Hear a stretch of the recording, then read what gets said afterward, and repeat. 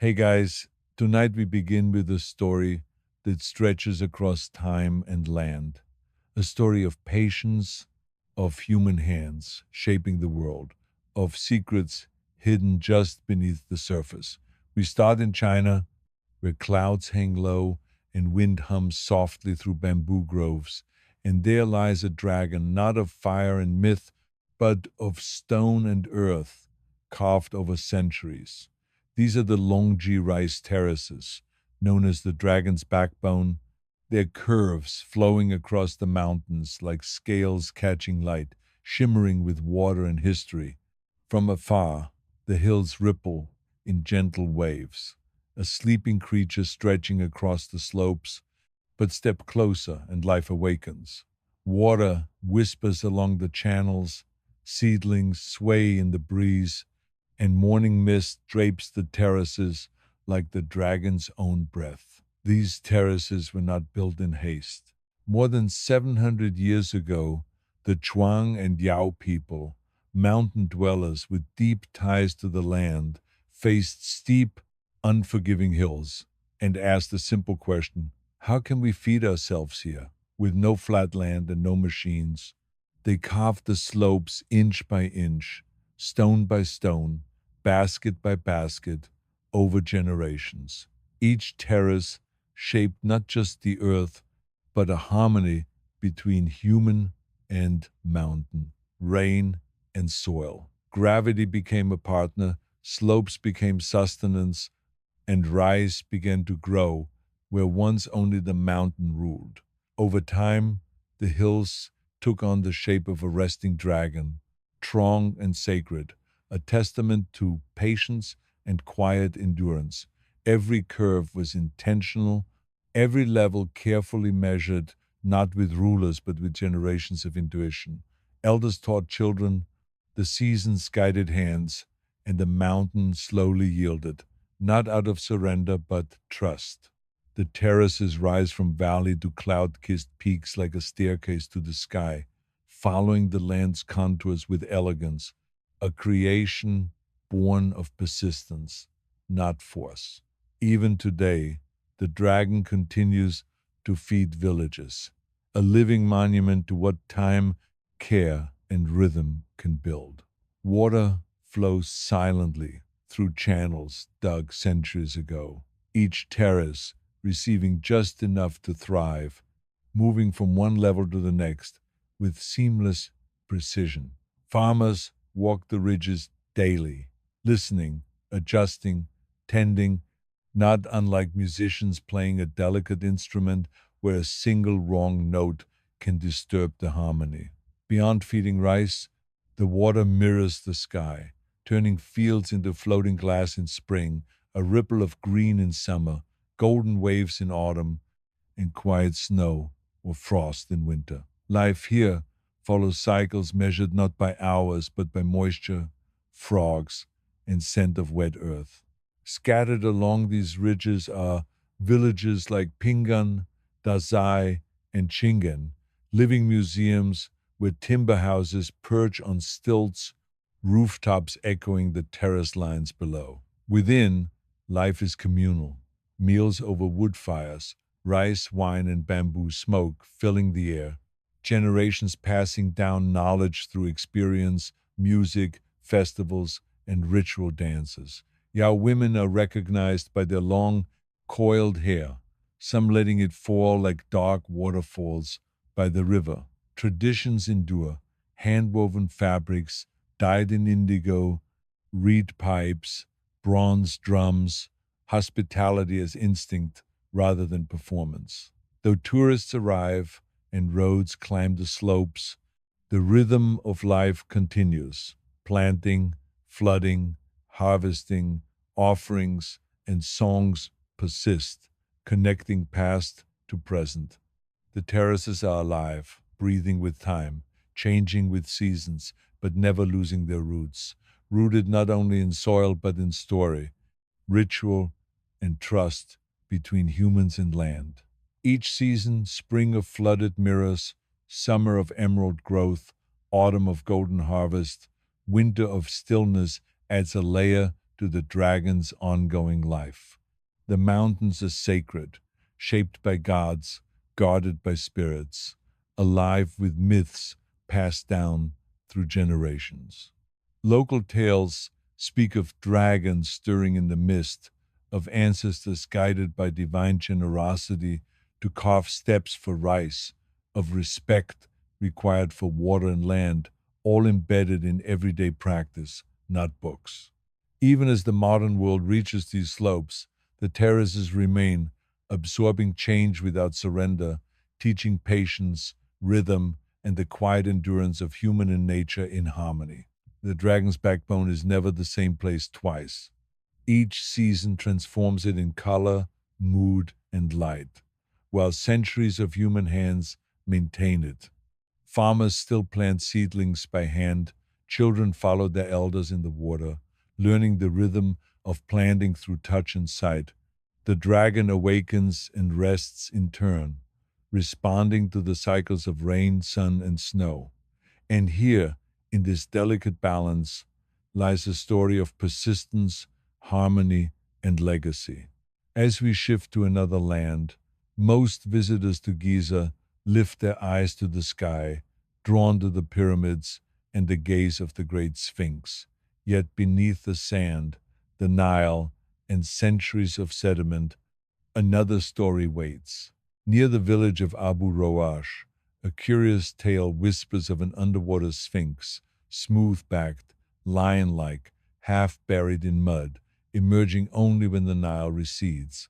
Locals have long spoken of its strange symmetry, subtle grooves, and hints of a carved face. It sits apart from the tourist path, in silence, reeds, and water. Sonar scans reveal geometric patterns and possible blocks placed with intent. Some suggest it may predate the pyramids entirely, from a time when the Sahara was green, the Nile wild, and civilization undocumented. Skeptics dismiss it as natural erosion, yet the curves, alignment, and structure invite more questions than answers. Official archaeologists have largely ignored it, and the site remains unexcavated, mysterious, waiting.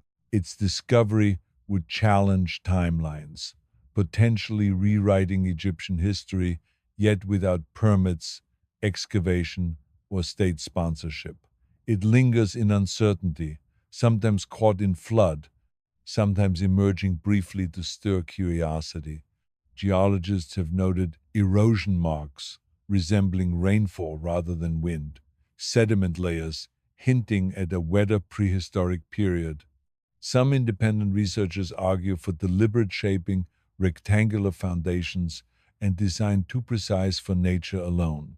If true, it may mark a pre-dynastic culture, a lost civilization whose influence echoes in the familiar Sphinx of Giza. Its lion form symbolizes dawn and dusk, strength and guardianship, frozen in stone before pharaohs.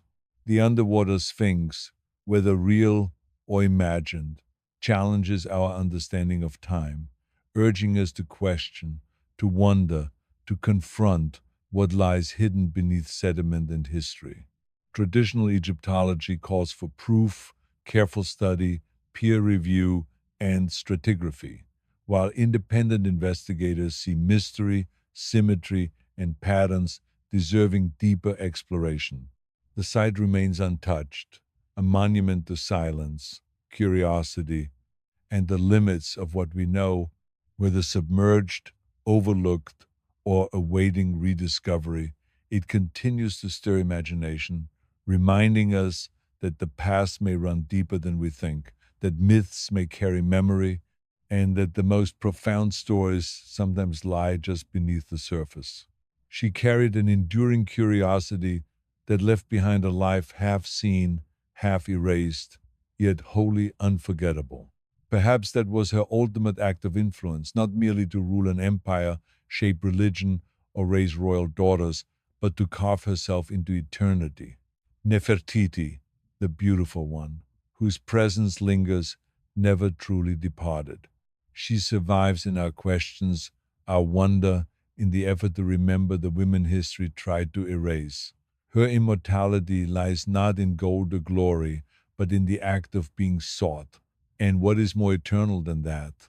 Across the mountains of China, where clouds hang low and the wind hums through bamboo groves, a dragon lies coiled, not one of myth or fire, but of earth and stone, carved by centuries of patient hands and quiet vision. The rice terraces, known to locals as the dragon's backbone, ripple across the mountainside like scales catching sunlight and water, a living testament to human endurance. From afar, the terraces mimic the repose of a sleeping creature, the hills rising and falling like the curves of a living form. But approach closer, and life reveals itself. Water flows in soft whispers through channels cut with care, seedlings sway gently in the breeze, and morning mist clings to the ridges like breath rising from the dragon's nostrils. These terraces were not born from haste. Over 7 centuries ago, the Zhuang and Yao peoples, ethnic minorities bound intimately to these mountains, chose to tame the slopes rather than abandon them. Flatland was scarce, and tools were few. They looked at the mountain and asked simply, how do we feed ourselves here? Their answer unfolded over generations. With little more than stone tools and bamboo baskets, they carved the steep slopes inch by inch, year by year. Every terrace built was not only a harvest, but a teaching of harmony, a pact with the land itself. Rainfall became a resource, slopes became sustenance, rice grew where gravity once ruled, and gradually the terraces took shape, coiling like a dragon resting in quiet power. This was agriculture transformed into art, patience made visible. Every contour, every stone wall, every channel respected the mountain's form, bending gently to its curves rather than forcing the earth into submission. Today, the dragon's backbone still nourishes entire villages, yet it offers more than food, it is proof of what quiet persistence can create. In a world racing forward, here lies a dragon that was never chased, only coaxed into being, layer by layer, season by season. Walking among the Longji terraces is to witness a dialogue between humans and land, a rhythm measured not in hours but in water, soil, and the slow passing of years. There are no machine marks, no shortcuts, only the fingerprints of generations who understood the pulse of this terrain. Centuries ago, when the Zhuang and Yao first faced these unforgiving hills, they saw opportunity where others might have seen only obstacles. Valleys below were sown and claimed. The high peaks remained raw, wild, and demanding. They began with wooden shovels, stone hoes, baskets of mud carried upon backs hardened by labor.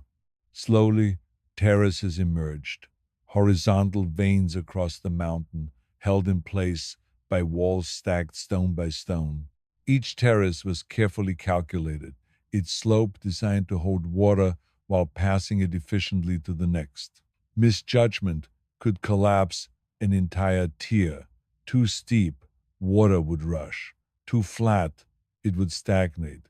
Measurement came not with rulers, but with intuition honed over lifetimes. Children learned from elders. Elders watched the mountain, the seasons, the flow of rain, and the land gradually surrendered not under force, but in trust. The result is a landscape that defies nature by flowing with it. From the valley's base to cloud-tipped peaks, terraces spiral upward like a staircase to the sky, mirroring the contours of the mountains with grace. Yet the curves are not the work of the mountain alone. They are human, carved by patience, trial, and unwavering belief that even the steepest slope could serve life. Today, the terraces endure, still farmed, still repaired, still revered. No machines, no modern shortcuts. Their survival proves that deeply rooted tradition can withstand every storm. If the dragon's backbone is muscle and bone, then water is its blood, flowing without pumps or engines, tracing channels laid centuries ago. This hydraulic choreography is deliberate. The waters descend terrace by terrace, pooling gently before spilling into the next, sustaining rise with precision. Gates of stone or wood, managed by hand, control the flow. One overflow could drown the following tier. One leak could invite drought. Villagers, guardians of this delicate system, walk the ridges daily, listening to the water, adjusting flows, tending the rhythm of life. The water mirrors the sky as well. Flooded terraces in spring become glassy, reflecting clouds, sun, and stars. Summer transforms the fields into a sea of green, moving with the wind. Autumn brings gold and harvest. Winter strips the terraces bare, leaving channels as silent veins awaiting spring. Time here is measured by moisture, the first trickle of meltwater, the call of returning frogs, the scent of wet earth. Life rises and falls with seasons, not hours. Spring begins with water rather than blossoms. Melting snow breathes life into terraces, and the villages rise with mist, barefoot along ridges, straw hats low, baskets balanced. Seedlings, nurtured in nursery beds, are transplanted by hand, line by line, rhythmically, carefully. Planting is ritual as much as labor. Offerings to mountain spirits, songs to mark the act, blessings scattered into fields. Each movement is a promise to the land, to ancestors, to children yet unborn. The rhythm is unhurried, a meditation of human and earth intertwined. Green shoots emerge from muddy water, each seed a prayer, each row a defiance of hunger and haste. Along the ridges and in the terraces' crooks, villages like Pingan, Dajai, and Jingen cling to the mountains, built of timber on stilts to protect from rain and slope, their rooftops echoing the terraces' lines. Interiors are warm, communal, generations share hearths and meals, the smell of rice wine and bamboo smoke weaving through the air. People of the Zhuang and Red Yao maintain language, customs, and stories. Yao women are recognizable by their long, uncut hair, coiled into elegant shapes atop their heads, or flowing like silk when bathing. Traditions survive. Hand-woven indigo, dyed clothing, wooden looms creaking in quiet rooms, music on reed pipes and bronze drums at festivals, weddings with ritual dances, harvests welcomed with song. Hospitality is instinctive, tea brewed from local leaves, rice, wine, and carved gourds, stories from elders who recall life before electricity, myths of dragons in mist, ancestors carving hills, and protective spirits accompany each generation. Despite outsiders and tourism, the rhythm endures. Rice grows, rituals continue, terraces breathe in harmony with both tradition and change. Flooded terraces, manual planting, and harvests persist. Children attend school but assist at dusk, maintaining balance between livelihood and heritage. Festivals may have microphones and signs in multiple languages, yet rituals remain sacred. Offerings made, elders leading songs. The dragon's backbone adapts without surrender, absorbing new threads without breaking the old. Each season reshapes it, reflecting light and weather in endless cycles. To walk the terraces through a year is to witness a mountain's breathing, spring mirrored in water, summer green and alive, autumn golden and fertile, winter silent and resting. Photographers may chase it, but the terraces shift, breathe, and teach the rhythm of impermanence. Each movement, each season, renews the promise passed from hand to hand across centuries. The dragon's backbone is both marvel of agriculture and testament to humans living with the earth. Ancestors could have sought flatter valleys, but instead chose the mountain, studied slopes, listened to stone and water, and made the impossible ordinary. Every curve teaches patience, legacy, and care. Centuries were necessary to carve the terraces.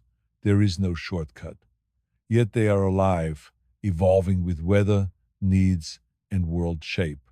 Even as the outside world encroaches, the terraces remain grounded, anchored in ritual, story, and the simple, enduring act of planting seeds and trusting the sky.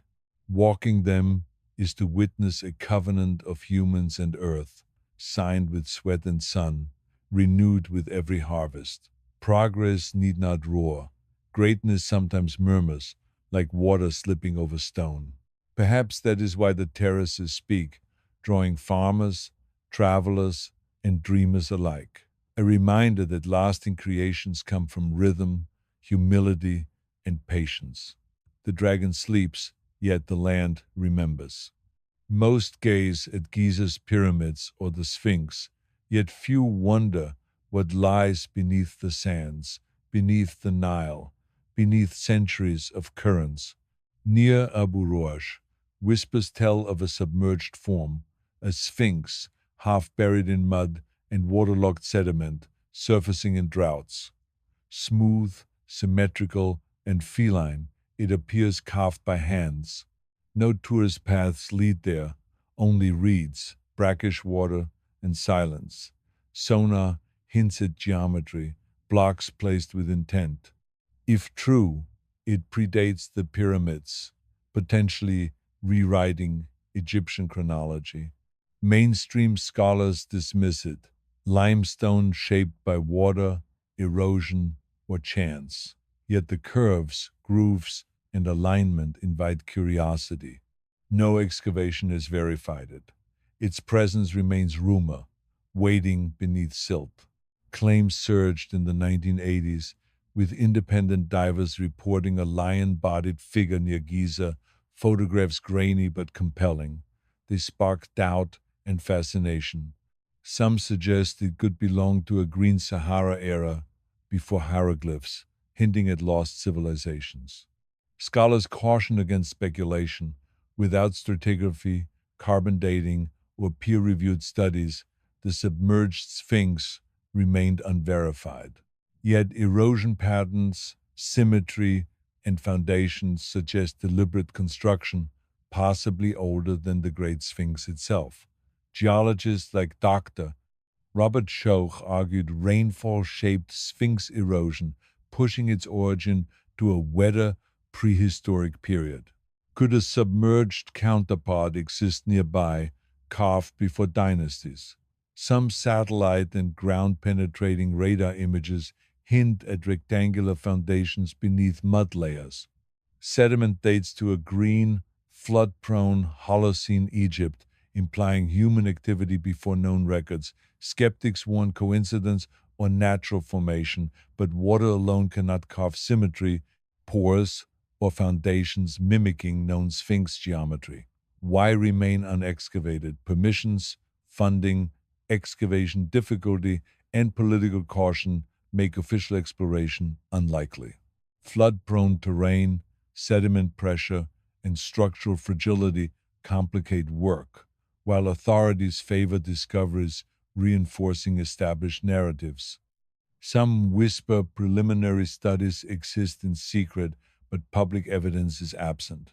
The monument remains buried, a mystery in plain sight, unclaimed and untouched by official record. The Sphinx itself symbolized strength and wisdom, a guardian at the threshold of divine and mortal realms. Its body of lion, head of man, reflected cosmic balance. Giza's Sphinx faces east, observing sunrise for millennia, perhaps carved by Khafra, perhaps older. What if a second, submerged, and older Sphinx existed nearby? It could reshape understanding of Egyptian origins, suggesting twin guardians, symmetry sacred to architecture, perhaps a prototype preceding dynastic replication. Its purpose might have been ritualistic, astronomical, or commemorative. Lions symbolized dawn and dusk, horizon and rebirth. Carving one froze that act in stone, carving another before pyramids would preserve an even older mythos. Debate deepened between traditional Egyptology, careful and consensus driven, and independent researchers exploring anomalies and suggesting overlooked mysteries. Scholars demanded evidence. Enthusiasts found suggestive patterns in satellite imagery, sonar, erosion, and foundations. Politics intertwined. Tourism, authority, and national pride resisted rewriting history. The submerged Sphinx became a symbol of hidden pasts, a call to curiosity, or a cautionary tale. Its presence challenges how humans confront history, whether to trust only what is confirmed or to heed whispers beyond reach. Confirmed or imagined, it evokes yearning to discover and remember. Monuments vanish under water, silt, and time. Civilizations fall, languages die. Forgotten monuments remind us of fragility, of lost chapters. If real, a submerged sphinx would be more than relic, a voice from prehistory, a marker of forgotten people, their knowledge of stars, earth, and myth. Whether a product of a lost civilization or natural formation, the emotional weight remains. Imagining a pre-pyramid sphinx, submerged and erased, forces confrontation with history's impermanence. Its story persists, reminding that time is not linear, empires temporary, and even stone can vanish beneath persistent waters. Discoveries unfinished. Secrets endure beyond textbooks. The underwater sphinx, a question unsolved by certainty, exists in potential, stirring imagination and reflection. Whether a mirage or monument, it draws attention to what lies hidden beneath mud, water, and centuries, revealing how much of the past remains unseen, quietly waiting. Beyond the hidden sphinx, the Nile itself remained the unshakable spine of Egyptian life, its currents threading through the lands like veins of vitality, carrying fertility, commerce, and culture across vast stretches of desert. The river's predictable rise and fall dictated the rhythm of kingdoms, the timing of sowing and harvest, and the very foundation of civilization. Along its banks, mud brick villages clustered, their rooftops low, their streets narrow and winding, shadows stretching long in the morning sun. Men carried water and tools. Women tended the hearths, ground grain, and wove linen into garments that, though simple in form, reflected a sense of order and beauty handed down through generations. Children ran barefoot over compacted earth, learning early the ways of life dictated by river and sun, observing the elders, memorizing the rituals, the prayers, and the labor that would sustain them in years to come. Pyramids rose in the distance, their angles precise, stone blocks stacked with a laborious mastery that defied both imagination and time. From the smallest settlement to the grandest necropolis, the land was unified by devotion, devotion to gods, to rulers, and to the eternal cycles of sun and water. Temples echoed with chants, their inner sanctuaries dark except for shafts of light, illuminating statues of deities whose faces were carved with intent, reflecting ideals of justice, wisdom, and protection. Priests moved with solemnity, maintaining fires, pouring libations, and reading sacred texts on papyrus scrolls whose surfaces bore the inked impressions of knowledge, law, and prophecy. In the shadow of the Sphinx, both the known and the mysterious intersected, the ceremonial and the secret, the recorded and the forgotten, intertwined in ways visible only to those who watched, listened, and remembered. As seasons shifted, so did the activities of the living. Fields along the Nile shimmered green in early summer, stalks bending beneath the weight of ripening grain, while the air carried the subtle scent of mud and water. Irrigation channels, hewn from stone or carved into earth, guided the river's generosity to each plot, a system refined over centuries and preserved through meticulous stewardship. The labor was communal.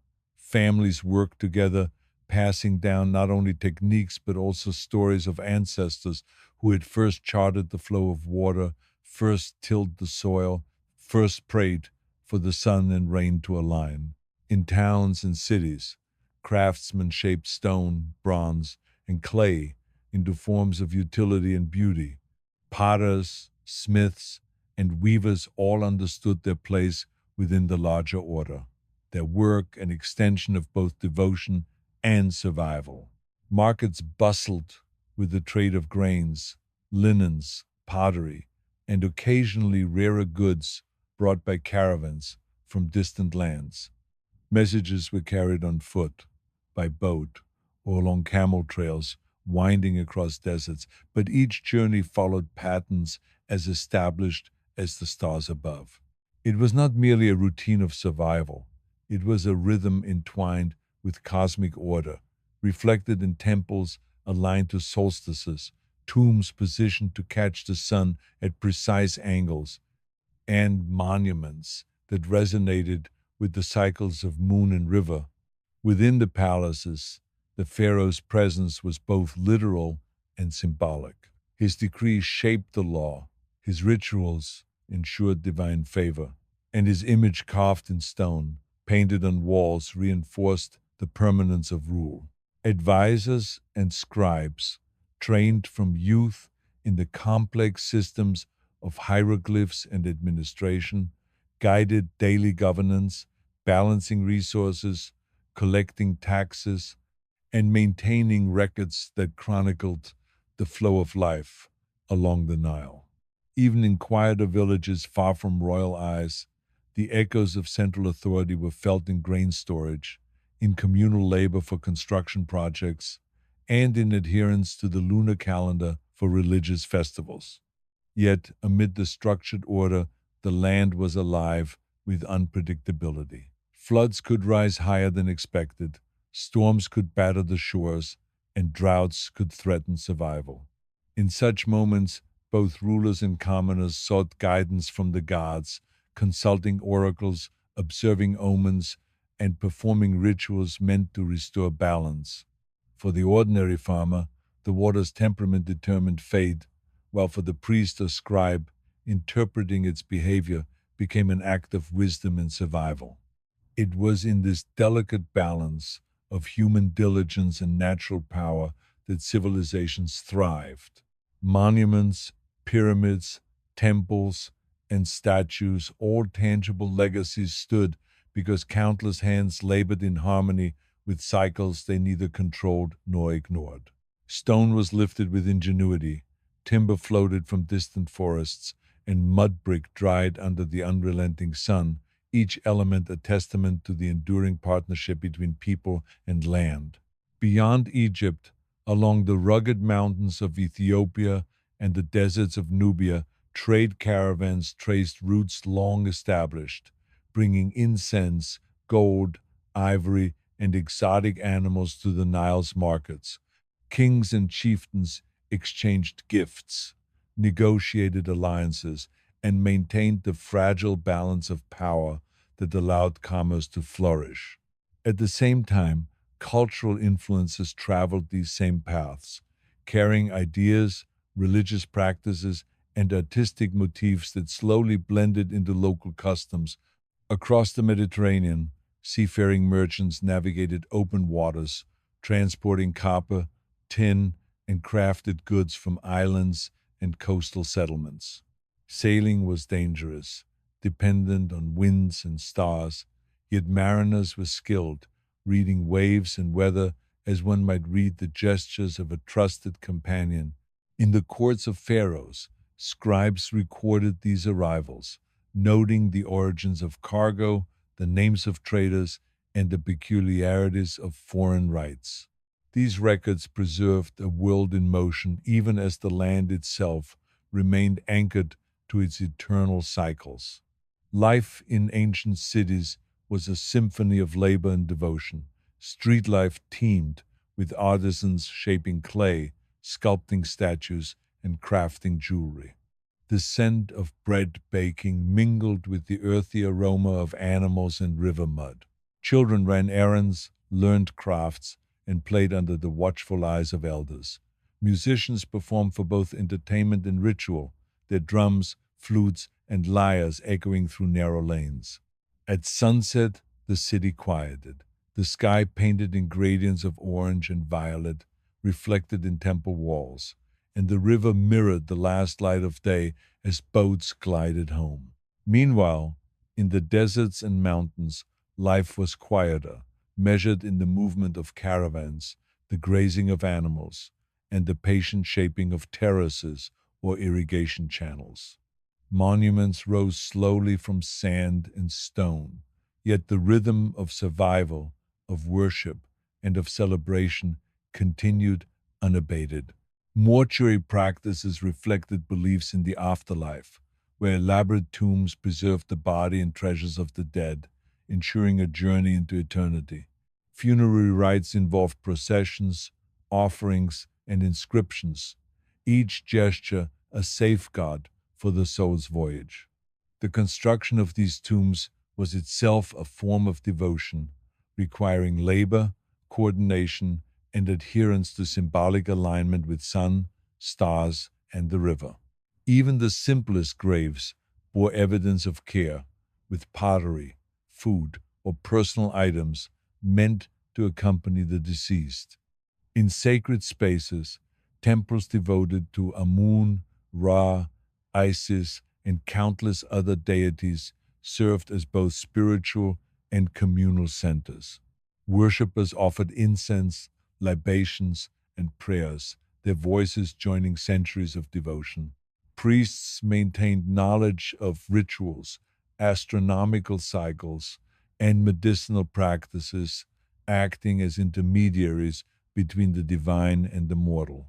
Festivals punctuated the year, celebrated with music, dance, and offerings, reinforcing community bonds and the enduring relationship between humans and the forces that governed their lives. Scholars, scribes, and philosophers engaged with the mysteries of nature and existence, observing celestial patterns, calculating the flow of the Nile, and recording wisdom for posterity. Their work, painstaking and meticulous, ensured that knowledge could survive beyond individual lifespans, carried forward in hieroglyphic inscriptions, papyrus scrolls, and carved reliefs. Over time, the stories of gods, kings, and commoners intertwined, forming a tapestry of history that was both grand and intimate. While monuments and records preserved the achievements of rulers and the divine, the memory of everyday life fields sown, meals prepared, songs sung at festivals remained equally vital, offering insight into the endurance, ingenuity, and spirit of the people who shaped the civilization. Across deserts, mountains, and rivers, the echoes of this life continued, a rhythm passed from one generation to the next. The land itself held memory in terraces, stones, and waters, bearing witness to human endeavor. Even in places unvisited by scholars or travelers, the pulse of civilization persisted, unbroken and resilient. The submerged Sphinx, hidden terraces, ancient temples, and Nile settlements were all part of a larger whole. A civilization deeply attuned to its environment, mindful of eternity, and shaped by the delicate interplay of human ambition, natural cycles, and spiritual devotion. Time in this world moved with measured grace, each season a chapter, each flood and harvest a marker of continuity. Observing the world in this light, one recognized that survival, knowledge, and belief were intertwined, inseparable from the land and from one another. Monuments were not merely stone, rituals were not merely ceremony, daily labor was not merely toil. Each was an expression of purpose, a thread in the enduring fabric of life along the Nile and beyond. Whether in the quiet villages hidden among mountains, the bustling cities lining the riverbanks, or the mysterious submerged monuments awaiting rediscovery, history whispered insistently, calling for remembrance and understanding. The past existed not as static record, but as living resonance, felt in every ripple of water, every grain of sand, every echo of song and prayer. The patience of terrace builders, the devotion of priests, the insight of scholars, and the courage of kings were all part of a continuing story, one that shaped both land and people. Through floods and droughts, through construction and destruction, the civilizations along the Nile endured, leaving legacies both visible and hidden, tangible and imagined, awaiting those who sought to understand their full breadth. The dragon of terraces, the sphinx beneath water, the grandeur of temples, and the flow of the Nile all testified to the unbroken thread of human endeavor, to the resilience of society in harmony with the earth, and to the enduring fascination with the mysteries of life, death, and eternity. The markets of the Nile Valley were alive from the first light of dawn as merchants arranged their wares with careful precision, displaying woven linens, clay pots, carved amulets, and copper tools, each item reflecting not only utility but the artistry of its maker. The voices of traders mingled with the calls of water birds along the river banks, and the scent of freshly baked bread mingled with the earthy aroma of the river mud. Boats drifted lazily down the current, their hulls laden with grain, figs, and dates, while oarsmen chanted rhythmically to guide their passage.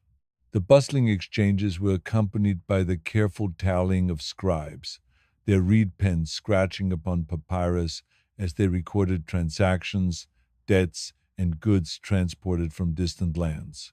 In these moments, the pulse of civilization was tangible, the weaving together of commerce, labor, and trust, binding the cities and villages into a living network sustained by the Nile's generosity.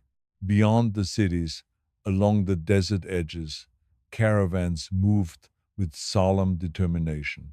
Camels bore heavy loads of incense, gold, and exotic animals, their footprints leaving a temporary memory upon the sand. Guides skilled in the knowledge of wells and oases led the caravans, and scouts kept watch for sudden sandstorms or wandering lions. Travelers spoke little, understanding that survival depended on vigilance and discipline, yet their presence connected distant kingdoms and reminded the settlements along the Nile of the vastness of the world beyond the river's reach. In the fields, farmers worked tirelessly under the sun, bending reeds for basket weaving, plowing with oxen, or sowing seeds in freshly irrigated furrows. Every hand movement, every adjustment of tools reflected a mastery honed over generations. The seasons dictated their labor, from planting after the inundation to harvesting in the dry months, and in each phase, rituals accompanied work. Offerings to deities for protection, libations poured to honor the river, and prayers whispered for favorable skies. Children assisted where they could, learning early the rhythms of the land, the names of crops, and the songs of the river, their curiosity shaping the next generation of laborers, artisans, and observers. Temples dominated the skyline of towns and cities, their walls covered with carvings that told stories of gods, kings, and mythic deeds. The faithful entered silently, passing through columns and halls where sunlight pierced the stone to illuminate altars and statues. Priests conducted their rites with precise gestures, burning incense, offering food, and chanting prayers that resonated in the cool stone chambers. Sacred texts were preserved carefully, for within them lay guidance on proper governance, rituals, and the cycles of nature, connecting the present with centuries of accumulated knowledge. In the palace, the pharaoh's presence was both commanding and symbolic. Advisors and scribes recorded edicts, and oversaw the management of lands, grain, and laborers. The king's image adorned walls and statues, each depiction reinforcing divine right and earthly authority. Diplomatic missions arrived bearing tributes or requests for alliances, and the palace received them with ceremony, reinforcing the hierarchical order that maintained stability across the kingdom. Outside the palace, craftsmen honed their skills in workshops, fashioning bronze tools, ceremonial objects, and jewelry. The clang of metal, the scraping of stone, and the hum of looms created a steady backdrop to urban life. Knowledge of techniques passed down from master to apprentice ensured continuity of skill, while subtle innovations reflected both individual ingenuity and communal tradition. Across the desert and mountains, the watch of sentries maintained security along trade routes, guarding against bandits and observing the movements of foreign travelers. The integration of these measures into everyday life revealed the careful attention to order, balance, and protection. Even the tombs of the deceased demonstrated the meticulous care invested by the living, their chambers filled with food, pottery, and tools necessary for the journey into the afterlife. Funerary practices reflected a deep belief in continuity beyond death, and artisans labored for months, ensuring every detail was aligned with religious and cosmic principles. The monuments themselves were silent witnesses, their precise construction echoing both devotion and ambition. At sunrise, the light fell along the polished stones of temples and pyramids, casting shadows that aligned with sacred points, revealing the intimate connection between architecture, astronomy, and faith. The daily movement of laborers, traders, and priests reinforced this cosmic order, each individual act part of a greater whole that intertwined human life with natural and divine cycles. The Nile's rise and fall was the heartbeat of this civilization, shaping not only agriculture but also religion, commerce, and governance. Festivals punctuated the calendar, marking moments of thanksgiving, divine homage, and communal celebration. Music, dance, and ceremonial processions drew the population together, reaffirming social cohesion and the shared dependence upon the river and the gods. In quieter corners of the land, scribes copied texts detailing laws, treaties, and astronomical observations. Scholars observed stars, noted seasonal changes, and calculated the river's inundation, their findings contributing to both practical knowledge and religious practice. The movement of the heavens was mirrored in temples, where alignments of obelisks and statues marked solstices and equinoxes, connecting celestial patterns to the cycles of life on earth. Villages nestled along the riverbanks demonstrated an intimate familiarity with natural rhythms. Houses built of mud brick offered shelter from both sun and flood, and each household participated in the communal work of irrigation, harvest, and religious observance. Elders passed down stories of ancestors, heroes, and gods, ensuring continuity of memory and reinforcing a sense of identity tied to both place and history. Meanwhile, the hinterlands, mountains, deserts, and valleys beyond immediate habitation served as sources of minerals, timber, and stone. Miners and quarry workers risked life and limb to extract materials essential for construction and trade. Their labor, though often dangerous, enabled the creation of the monumental works that defined kingdoms and sanctuaries, leaving enduring marks on the landscape that survived long after the workers themselves. In towns and cities, daily routines intertwined with ritual observance. Morning offerings to household gods preceded the labor of the day.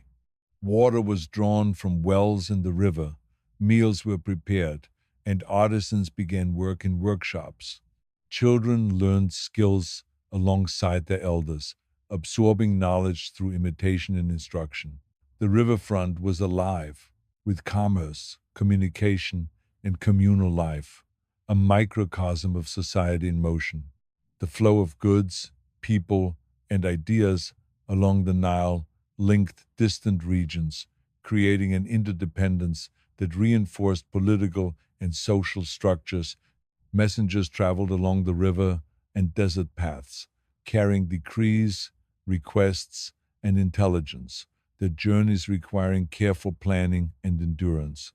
Each settlement, whether large or small, relied on the labor, knowledge, and discipline of its members to maintain order, productivity, and security. Monuments and tombs, whether colossal pyramids or modest graves, served as anchors of memory and devotion. Their construction required coordination of labor, materials, and religious guidance. Builders, artisans, and priests collaborated to ensure not only structural integrity but also symbolic precision, embedding meaning in every alignment, carving, and relief.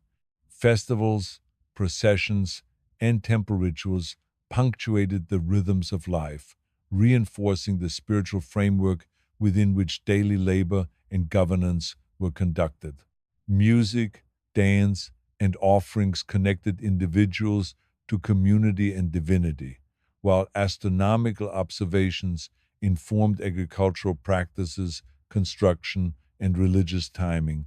In every corner of this world, from bustling marketplaces to isolated desert quarries, from fertile terraces to sacred temples, life moved according to cycles established by both nature and belief. The river's generosity dictated survival, the sun's path dictated labor, the gods' favor dictated success and protection. Knowledge was preserved through writing, ritual, and oral tradition, ensuring that each generation inherited not only material wealth but also wisdom and cultural identity. Across the lands, the interplay of human endeavor and natural forces shaped both the physical and spiritual landscape.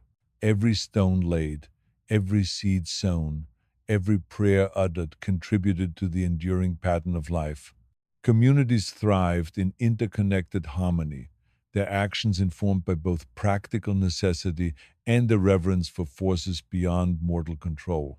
The monuments, temples, and settlements stood as enduring symbols, but equally significant was the daily rhythm of labor, devotion, and learning that wove the fabric of society. In observing this world, one could see the intricacy of human effort aligned with cosmic and environmental order. Individuals, families, and communities acted with purpose, their deeds echoing through space and time, sustaining civilizations, preserving knowledge, and honoring the divine. The stories of kings, priests, artisans, and farmers intertwined seamlessly, each contributing to a legacy that extended beyond individual lifespans. In quiet moments along the river, beneath the shadow of towering monuments, the rhythm of life could be felt in the gentle sway of reeds, the lapping of water against boats, and the distant sound of music and prayer. The cycle of labor, worship, and celebration continued unabated, a living testament to endurance, ingenuity, and devotion. Even as generations passed, the memory of laborers and rulers, of scribes and priests, remained etched in stone, papyrus, and ritual, forming a continuum that linked the past with the present and guided the future. Life along the Nile, in its complexity and harmony, revealed a civilization shaped by its environment, sustained by collective effort, and elevated by belief. The river, ever flowing, remained the constant around which all else revolved, a source of sustenance, inspiration, and continuity, binding people, land, and sky into a single enduring story of human endeavor. Beyond the river, the land stretched in vast expanses of sand and scrub, broken occasionally by rocky outcrops where hermits and ascetics sought solitude. Their dwellings were simple, carved into stone or constructed of mud and reeds, and their lives revolved around meditation, prayer, and the observation of celestial patterns.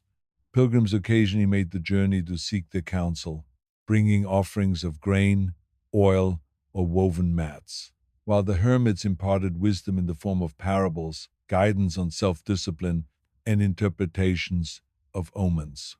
These quiet figures, though distant from the bustle of cities, were woven into the larger spiritual fabric, their insights influencing the understanding of fate, morality, and the unseen forces that governed life. The deserts themselves were both a barrier and a conduit, isolating settlements but also offering routes for trade, exploration, and pilgrimage. Caravans moved slowly under the guidance of seasoned leaders who knew the locations of hidden wells and shade bearing rock formations. At night, campfires flickered across the sand, and travelers spoke in whispers, sharing stories of distant lands, the fortunes of rulers, and the marvels of nature, while the stars above provided navigation and inspiration. Mountains in the distance offered minerals essential for craft and commerce.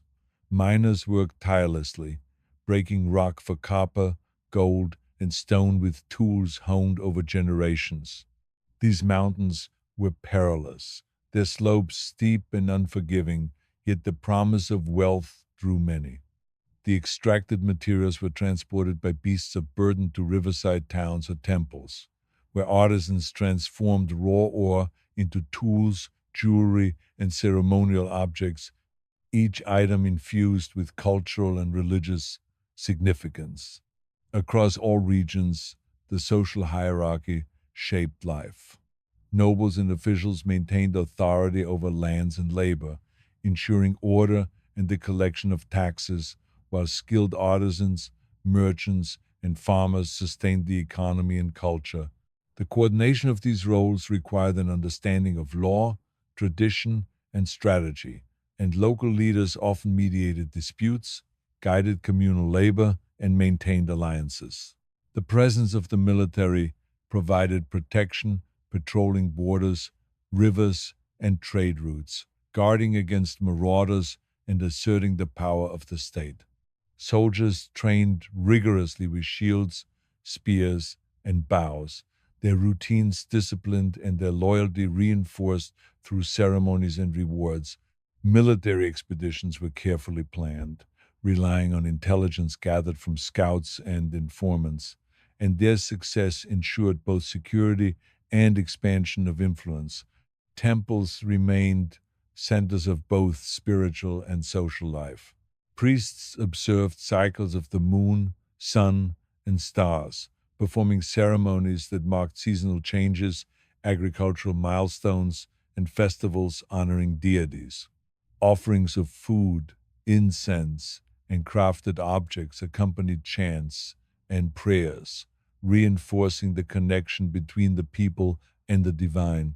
The architecture of temples reflected cosmic order, with columns, courtyards, and sanctuaries arranged to align with celestial events, creating a sacred space where earthly life intersected with the heavens. In villages, communal tasks structured daily life. Irrigation canals required constant maintenance, fields demanded tending, and granaries needed careful management to ensure that surplus was stored against lean periods. Families cooperated, elders instructed youth, and communal decision-making preserved order. Festivities marked success in harvest, childbirth, and other milestones, reinforcing bonds and shared responsibilities. Scholars and scribes worked diligently to preserve knowledge. Libraries within temples, administrative buildings, and private homes housed scrolls and codices recording history, law, religious texts, astronomical observations, and practical instructions. These records ensured continuity, enabling rulers to govern effectively and citizens to navigate both practical and spiritual life. Literacy, though limited to a select few, provided the means to interpret divine will, manage resources, and maintain complex trade networks. Beyond settlements, forests and wetlands offered resources and refuge. Hunters and gatherers took advantage of the flora and fauna, bringing game, reeds, and medicinal plants to communities. Seasonal migrations of animals dictated hunting patterns, while knowledge of herbs and roots informed healing practices. Shamans and healers employed this knowledge alongside ritual, blending observation and belief in treatments that sustained the living and honored the spirits of the land. Trade routes connected cities, villages, and distant kingdoms. Caravans transported grain, textiles, metals, and exotic goods, while merchants negotiated terms, offered protection, and ensured the safe passage of both product and profit. The river served as a vital artery, with boats transporting heavy loads, enabling commerce and cultural exchange. Sailors learned the currents, winds, and river behavior, their experience critical to the efficiency of trade. Political alliances were both fragile and strategic. Marriages between noble families reinforced bonds, while treaties ensured peace, and occasional skirmishes reminded all parties of the necessity for vigilance. Diplomats carried messages, gifts, and sometimes threats. Their words weighed carefully as the balance of power shifted. In times of scarcity or natural disaster, communities depended on shared labor, stored provisions, and the wisdom of elders to survive. Planning for drought, flood, or disease required foresight, collective action, and adherence to established customs. Temples and leaders often coordinated relief, distributing grain, coordinating irrigation, and performing rituals to appease the gods. Across every settlement, artisans practiced crafts that reflected both utility and aesthetic sophistication. Potters shaped clay into vessels for storage and cooking. Weavers produced textiles with intricate patterns, and metalworkers created tools, weapons, and ceremonial objects. Skill and tradition guided every stroke of hand or swing of hammer, while apprenticeship ensured the continuation of expertise across generations. Music and storytelling formed an essential component of culture. Harps, flutes, and drums accompanied dances and religious ceremonies, while poets and storytellers preserved history and myth through recitation. Tales of gods, heroes, and ancestors conveyed moral lessons, entertained communities, and reinforced collective identity, bridging the gap between past and present.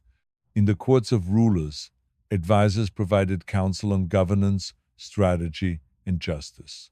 Laws were codified, disputes resolved, and decrees issued, maintaining order across the kingdom.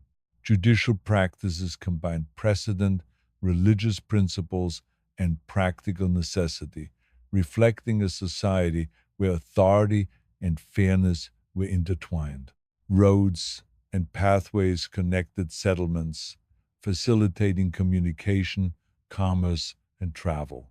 Bridges over rivers and constructed causeways ensured reliable transport, while milestones and markers guided travelers and traders.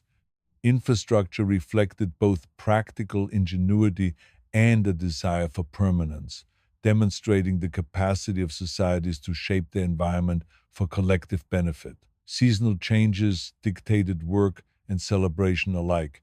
Planting, tending, and harvesting crops followed the rhythms of the sun, rain, and river. Festivals and rituals marked these cycles, providing occasions for communal participation, reflection, and gratitude.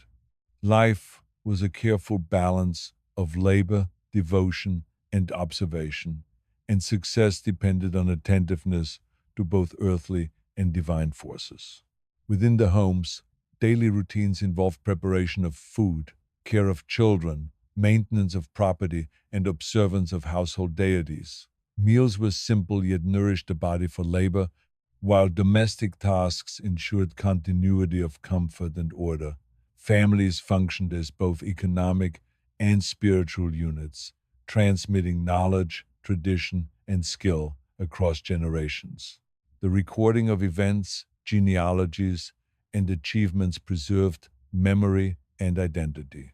Scribes documented births, deaths, military campaigns, construction projects, and notable deeds, ensuring that the lineage of rulers and the accomplishments of communities remained known. These records were consulted for governance, ritual, and historical reference, linking individual actions to collective memory. Water management was central to survival and prosperity. Canals, levees, and reservoirs controlled the flow of rivers, enabling agriculture, preventing floods, and sustaining populations. Maintenance required coordinated labor, knowledge of hydrology, and communal discipline, reflecting an understanding of nature as both resource and responsibility.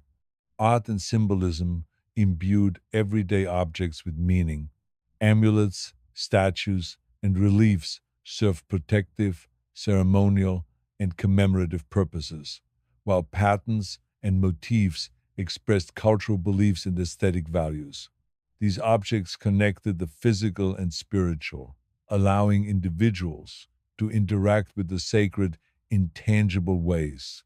Across all levels of society, from rulers to laborers, from priests to craftsmen, life was a balance of effort, observation, and belief. The rhythms of nature, the demands of governance, and the imperatives of survival were interwoven, creating a civilization sustained by both practical skill and spiritual devotion. Every act, from the smallest domestic chore to the largest architectural endeavor, was part of a continuum linking generations through labor, tradition, and shared purpose. Villages and cities thrived in their interdependence, trade routes linked distant territories, and cultural and religious practices ensured cohesion. The Nile remained the constant, providing water, fertile soil, and transport, shaping the landscape and the societies that depended on it. Civilization progressed not only through monumental works and political authority, but also through the daily rhythms of work, worship, and communal life. Each generation learned from the past, contributing to the ongoing story of human endeavor, preserving knowledge, and honoring forces both seen and unseen. Across the lands, life moved with purpose, guided by observation, devotion, and the enduring rhythm of river, sun, and sky.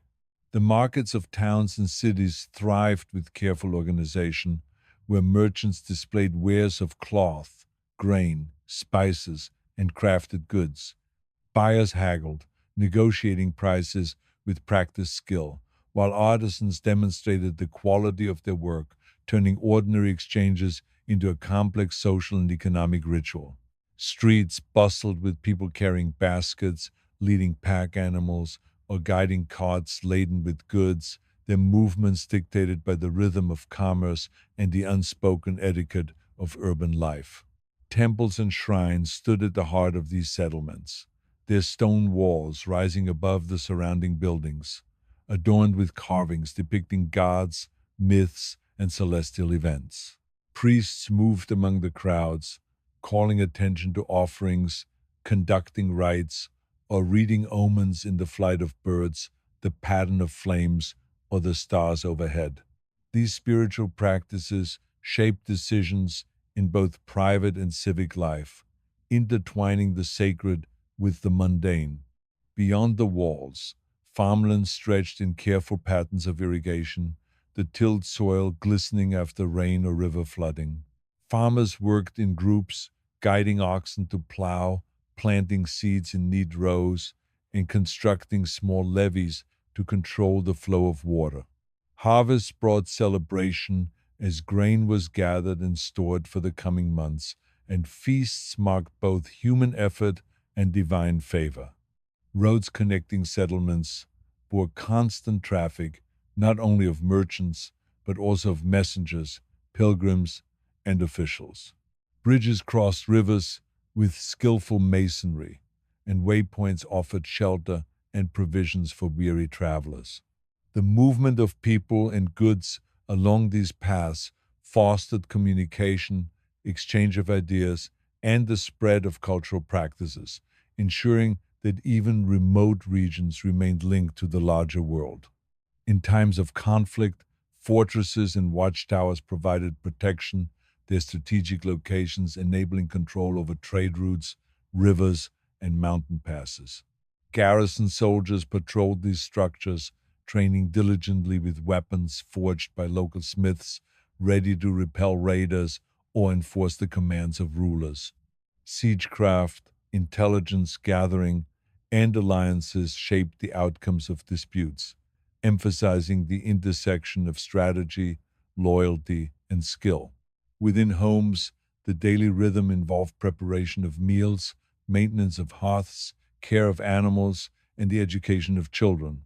Elders imparted knowledge of craft, farming, or spiritual practice, while stories of ancestors and heroes were recited to instill values, historical memory, and a sense of identity. Women managed households with authority, overseeing production of textiles, pottery, and food preservation, ensuring the continuity and comfort of family life. Beyond settlements, forests provided timber for construction, game for sustenance, and herbs for medicine. Hunters, gatherers, and herbalists combined careful observation with tradition, tracking the patterns of animals, the growth cycles of plants, and the hidden properties of roots and barks. Their knowledge, passed down through generations, preserved survival skills and reinforced respect for the natural world. Mountains offered minerals, stone, and refuge. Miners worked tirelessly, extracting ores of copper, iron, and precious metals with tools honed through experience, while stonemasons transformed quarried rock into buildings, walls, and statues. The work was dangerous yet essential, supporting both the economy and the cultural expression of the society. Rivers were lifelines, not only for water and irrigation, but for transport and communication. Boats carried grain, pottery, and luxury goods downstream, while skilled navigators observed currents, winds, and seasonal changes to avoid mishaps. Riverbanks became gathering points, where communities exchanged news, bartered goods, and engaged in social interaction, ensuring the flow of both material and information. Social hierarchy structured interactions, defining roles, responsibilities, and expectations. Nobles, priests, merchants, and craftsmen each had distinct functions, and adherence to these roles maintained order. Disputes were resolved through councils, mediation by respected elders, or the application of law, reflecting a society attentive to fairness, reputation, and the guidance of tradition. Temples were not only religious centers but also hubs of learning. Scholars and scribes maintained records of astronomical observations, medicinal recipes, legal codes, and historical events. Scrolls and tablets preserved knowledge, enabling rulers to govern with insight, farmers to cultivate effectively, and priests to interpret the will of the divine. The accumulation and transmission of knowledge ensured continuity and resilience. Festivals marked the cycles of the year, commemorating harvests, deities, or notable events. Music, dance, and ritual brought communities together, reinforcing identity and shared belief. Drums, flutes, and stringed instruments accompanied processions, while performers enacted myths or historical episodes, entertaining while instructing in values and traditions craftsmanship reflected both utility and devotion. Pottery, textiles, metalwork, and carved stone were employed in daily life, trade, and religious practice. Every item bore the imprint of skill, design, and cultural meaning, connecting labor, aesthetics, and ritual. Apprenticeship ensured that mastery passed from one generation to the next, sustaining the expertise essential for both survival and expression. Political and military organization governed life across regions. Rulers, advisors, and military commanders coordinated governance, taxation, law, and defense. Strategic alliances, treaties, and marriages shaped relations between communities, while armies patrolled borders and trade routes, reinforcing authority. Diplomats carried messages, gifts, and decrees, navigating both negotiation and the threat of conflict, balancing ambition with prudence. Knowledge of seasons, climate, and the stars guided agriculture, construction, and navigation. Farmers observed rainfall, river levels, and wind patterns to plan planting and harvesting, while builders aligned structures to celestial events, blending practical observation with spiritual significance. This careful attention to natural forces reflected an understanding of the environment as both resource and authority. Daily life relied on cooperation. Labor was shared, skills exchanged, and responsibilities distributed to ensure survival and prosperity. Communities relied on collective knowledge, mutual aid, and respect for custom, enabling settlements to withstand adversity, whether in the form of scarcity, disease, or external threats. Medicine combined practical remedies and spiritual belief. Healers employed herbs, poultices, and treatments derived from observation, while ritual invoked divine assistance. Illness was understood as both physical and spiritual, and treatments often addressed both aspects, reflecting an integrated worldview that valued balance and harmony. Communication of events, decrees, and news relied on messengers, oral transmission, and written records. Couriers traveled between settlements, while announcements in markets and temples ensured that communities remained informed. Accuracy and reliability were prized, as miscommunication could result in social unrest, economic disruption, or mismanagement of resources. Architecture combined utility, durability, and symbolism. Homes, public buildings, and temples were constructed to endure seasons and floods, while design elements expressed cultural values, spiritual beliefs, and social hierarchy. Skilled labor ensured stability and aesthetic harmony, demonstrating the integration of function and meaning. Trade extended beyond immediate regions, connecting cities and kingdoms through networks of merchants, caravans, and river traffic. Exchange included staple goods, luxury items, and rare materials, fostering economic interdependence and cultural influence. Merchants were respected for their knowledge of routes, negotiation, and logistics, and their work required both trustworthiness and strategy. Education was selective but valued. Elders, priests, and scribes taught reading, writing, mathematics, history, and ritual knowledge to those destined for administrative, religious, or commercial roles. Instruction relied on memorization, observation, and practice, ensuring the continuity of skill and governance.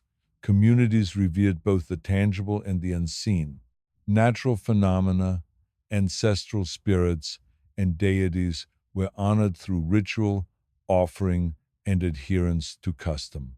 These practices guided daily behavior, reinforced social cohesion, and provided a framework for interpreting success, misfortune, and human endeavor. Agriculture shaped life and society. Soil, water, and labor combined to produce sustenance, while techniques of plowing, irrigation, and crop rotation reflected generations of accumulated knowledge. Seasonal labor and communal effort reinforced bonds, while harvest festivals celebrated achievement and divine favor. Military training was rigorous, with soldiers learning tactics, weaponry, and endurance. Training was supplemented by loyalty oaths, ceremonial duties, and campaigns that tested skill and discipline. Armies safeguarded trade, enforced authority, and participated in expansion, reflecting the dual needs of protection and influence. Legal and ethical frameworks maintained order, custom, religious law, and codified statutes guided behavior, adjudicated disputes, and defined consequences for transgressions. Leaders relied on advisors, elders, and scribes to interpret law, ensuring that justice aligned with both tradition and practical necessity. Craft, art, and ritual intertwined. Objects created for daily use were often adorned with symbolic design, while ceremonial items embodied cultural belief. Artisans were respected not only for skill but for the way their work connected the physical and spiritual, reflecting a society attentive to harmony and meaning. Social gatherings, storytelling, and music reinforced collective memory, transmitted values, and provided communal entertainment. These activities were occasions for reinforcing bonds, honoring ancestors, and preserving history. Oral tradition and performance ensured continuity across generations, bridging gaps between past and present. Weather and natural cycles were closely observed. Rivers, winds, rainfall, and celestial events informed decisions in agriculture, travel, and ritual. Observers recorded patterns and interpreted their significance, ensuring that human action remained aligned with environmental rhythms. Communities prepared for scarcity through storage, rationing, and planning. Granaries, wells, and infrastructure provided resilience, while cooperation and adherence to tradition ensured survival during periods of drought, flood, or pestilence. Life was a balance of labor, observation, and devotion. Individuals contributed to agriculture, craft, governance, and ritual, sustaining both physical survival and cultural continuity. Knowledge of the environment, society, and the sacred guided decision making, ensuring that generations could endure, thrive, and preserve identity. Settlements were organized around both necessity and tradition. Houses clustered near water sources, along trade routes, or beside arable land, forming neighborhoods in which families of similar trade or social standing lived close together. Streets and alleys wound organically, shaped by topography and generations of construction rather than formal planning. Courtyards and open spaces allowed gatherings, communal work, and the movement of animals, while walls provided protection and privacy. In every settlement, the rhythm of daily life was dictated by both the sun and the seasons. Dawn heralded the start of labor with the ringing of bells or the calls of town criers signaling market openings, religious observances, or the beginning of work in fields and workshops. Midday offered a brief respite, a time for shared meals, rest, and quiet reflection before labor resumed until the setting sun. Nights brought both rest and ritual as the community gathered around fires or within temples, recounting the events of the day, offering prayers, and tending to duties that could not wait for morning. The presence of animals was inseparable from human life. Oxen plowed fields, donkeys carried burdens, sheep and goats provided milk, wool, and meat, while dogs guarded homes and flocks. Interaction with animals required knowledge, patience, and care, ensuring that both humans and beasts thrived. Trade was as much about relationship as it was about goods. Trust between merchant and buyer, alliances between towns, and the reputation of craftsmen determined the flow of commerce. Merchants traveled in caravans for safety, exchanging not only goods but news, stories, and customs, thereby weaving together distant communities through shared knowledge and experience. Religious practice influenced every aspect of life. Offerings at shrines, prayers to deities, and participation in festivals structured time and reinforced social cohesion. Religious leaders interpreted signs from the heavens, natural phenomena, and animal behavior, providing guidance that could affect decisions about harvest, construction, and governance. Warfare was governed by strategy, terrain, and the skill of commanders and soldiers. Armies moved with precision, scouts mapped terrain, and fortifications were designed to exploit natural advantages. Sieges tested endurance and ingenuity, while alliances and betrayals shaped the outcomes of conflict. Victory brought not only security but also influence, prestige, and the ability to shape trade and law. Education, though not universal, was valued highly among those destined for leadership or specialized roles. Young scribes and apprentices learned through observation, repetition, and mentorship, mastering writing, mathematics, law, and ritual practice. Their studies ensured the preservation of knowledge, enabling societies to govern, trade, and practice their beliefs effectively across generations. Craftsmanship reflected both necessity and artistic expression.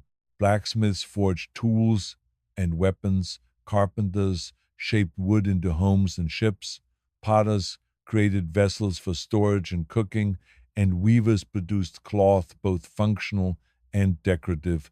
Every object carried traces of skill, culture, and the values of the community. The natural world demanded attention and respect.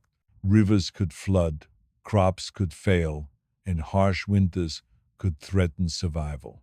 Observation of animal behavior, weather patterns, and celestial cycles informed decisions, while rituals sought to harmonize human activity with forces beyond control. Communities relied on the shared labor and collective knowledge of their members.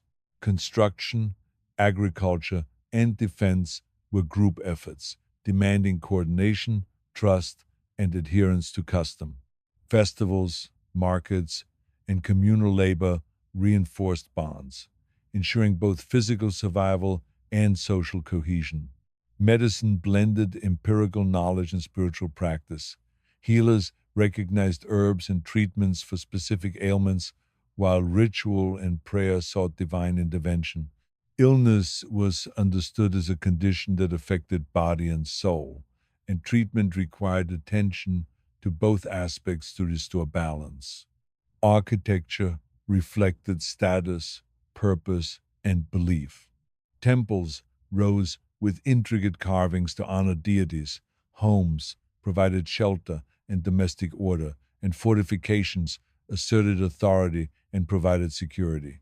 Stone, timber, and earth were shaped with skill, creating spaces that were both practical and symbolic. Political organization relied on a combination of inherited authority, merit, and counsel. Rulers made decisions with the advice of elders, military leaders, and religious authorities, balancing justice, security, and prosperity. Enforcement relied on both the loyalty of soldiers and the respect of citizens, ensuring that law and custom were upheld. Roads connected towns and regions, enabling travel, trade, and communication. Bridges crossed rivers, waypoints offered rest for travelers, and markers guided those who journeyed far from home.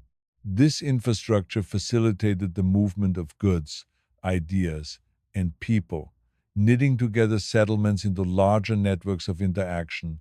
Social norms and hierarchy structured daily life. Each member of society understood their responsibilities and privileges, and adherence to these expectations preserved order. Disputes were mediated by elders, councils, or local authorities. balancing fairness with tradition and the practical needs of the community. Water management was central to survival and prosperity. Canals, levees, and wells ensured reliable supply for fields, livestock, and households. Knowledge of seasonal flooding, rainfall patterns, and river behavior informed construction and agriculture, reflecting generations of accumulated observation. Markets were centers of exchange not only for goods but for knowledge. Merchants and craftsmen shared techniques, innovations, and stories, while buyers contributed information about distant lands, prices, and trends.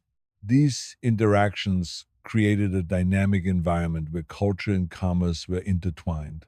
Festivals marked the cycles of planting, harvest, and religious observance. Music, dance, and drama accompanied ceremonies, reinforcing shared beliefs and social cohesion. Participation in these events created continuity, connecting generations through shared experience and memory. Farming required both knowledge and cooperation. Plowing, planting, irrigation, and harvesting were labor intensive and demanded coordination. Community participation ensured that resources were managed efficiently and that surplus could be stored for times of scarcity. Military preparedness extended beyond active conflict. Training, drills, and maintenance of weapons and armor ensured readiness, while strategic planning considered both defense and opportunity. Soldiers were disciplined, loyal, and integrated into broader societal structures, linking martial skill with civic responsibility. Education of the young involved practical skills, moral instruction, and the transmission of cultural memory. Storytelling, apprenticeship, and formal teaching created pathways for the next generation to continue the work of their predecessors. Knowledge of craft, law, ritual, and the natural world was passed on to preserve society and ensure its continued success. The landscape was both resource and authority. Mountains, rivers, forests, and plains determined settlement patterns, agricultural techniques, and defense strategies. Human activity adapted to these features, shaping them where possible, but always within the limits imposed by nature.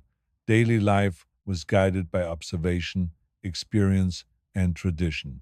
Work, ritual, and leisure were interwoven, creating a rhythm that structured time, reinforced values, and connected individuals to the community and the environment. Trade, communication, and travel linked distant regions. Caravans, riverboats, and overland routes enabled exchange of goods, ideas, and culture, fostering networks that extended influence and knowledge beyond local borders. Artisans and merchants were vital nodes in this system, their skills and reliability sustaining both economy and culture. Religion permeated every aspect of existence. Temples, shrines, and sacred sites were focal points for community life, while priests, shamans, or elders interpreted signs, conducted rituals, and maintained moral and spiritual guidance. Practices of worship, offering, and celebration provided cohesion and a framework for understanding fortune and misfortune. Craft, labor, and ritual intertwined in daily life. The creation of objects served functional needs, reflected aesthetic values, and honored the divine. Work was never solely utilitarian. It expressed identity, skill, and belief, connecting the material world to the spiritual. Communities thrived through cooperation and shared understanding. Labor, governance, ritual, and education depended on coordination and respect for tradition. Individuals contributed according to role and skill, sustaining the collective while preserving knowledge, culture, and social order. Observation of the natural world was continuous and precise. Seasons, weather, celestial events, and animal behavior guided agriculture, travel, construction, and ritual. Attention to these patterns ensured survival, prosperity, and alignment with beliefs about the order of the world. Warfare, while destructive, followed principles of strategy, discipline, and skill. Commanders organized forces with attention to terrain, timing, and morale, while soldiers executed maneuvers with training and coordination. Success relied on both planning and adaptability, shaping the balance of power across regions. Governance relied on both authority and consultation. Leaders balanced inherited power, merit, and advice from councils or elders, applying law, managing resources, and maintaining alliances. Effective leadership ensured stability, prosperity, and the enforcement of social norms. Daily routines intertwined necessity and ritual. Work in fields, workshops, or households was punctuated by prayer, observation, and social interaction. Life required attentiveness, skill, and participation in both the physical and cultural frameworks that structured society. Food production depended on careful planning, labor, and knowledge. Crop selection, soil management, irrigation, and storage techniques ensured sustenance, while communal effort distributed resources, reinforced bonds, and mitigated scarcity. Social gatherings, storytelling, and performance preserved memory, culture, and identity. Oral histories, songs, and ritual enactments educated the young, entertained communities, and connected present life to the lineage of the past. Settlement design reflected practicality and culture. Homes, marketplaces, and public buildings accommodated function, social interaction, and defense, while layout and construction methods expressed adaptation to terrain, climate, and resource availability. Crafts and trade sustained both survival and culture. Blacksmiths, carpenters, potters, and weavers produced essential goods, while skilled merchants ensured distribution. Exchange reinforced interdependence, spreading not only material resources but also knowledge, technique, and tradition. Observation of the natural and spiritual world guided action. Patterns in stars, rivers, weather, and animal behavior informed decisions, while interpretation of omens, ritual, and ancestral guidance provided context for human effort within a larger cosmic order. Survival, prosperity, and social cohesion depended on labor, cooperation, and tradition. Communities relied on collective knowledge, shared responsibility, and adherence to custom, ensuring that life, culture, and governance could endure across generations. The rhythm of life in the settlements was further defined by the cycles of labor and celebration. Each day brought a series of tasks, from tending fields and caring for livestock to maintaining dwellings and crafting tools. Villagers moved with purpose, yet there was a fluidity in their movements, a pattern shaped over generations by necessity and tradition. Work was rarely solitary. Neighbors assisted one another, sharing labor during planting and harvest, constructing buildings, or repairing walls.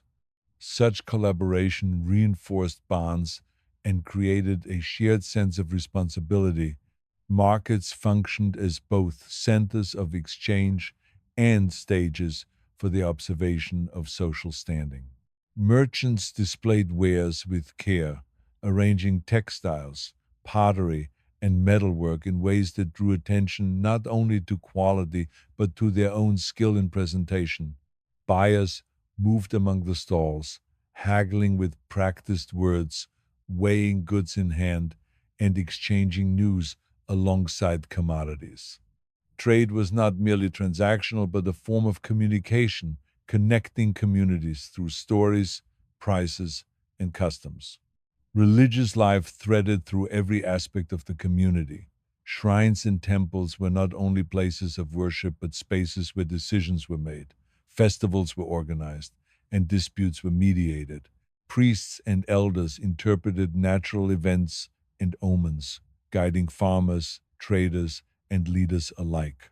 Rituals offered structure, marking the passing of seasons, births, marriages, and deaths. Even simple daily prayers shaped schedules, reminding individuals of their place within both society and the wider order of the cosmos. Craftsmanship was a point of pride and a marker of identity. Blacksmiths pounded iron into plows and swords, their work echoing rhythmically in the village forge.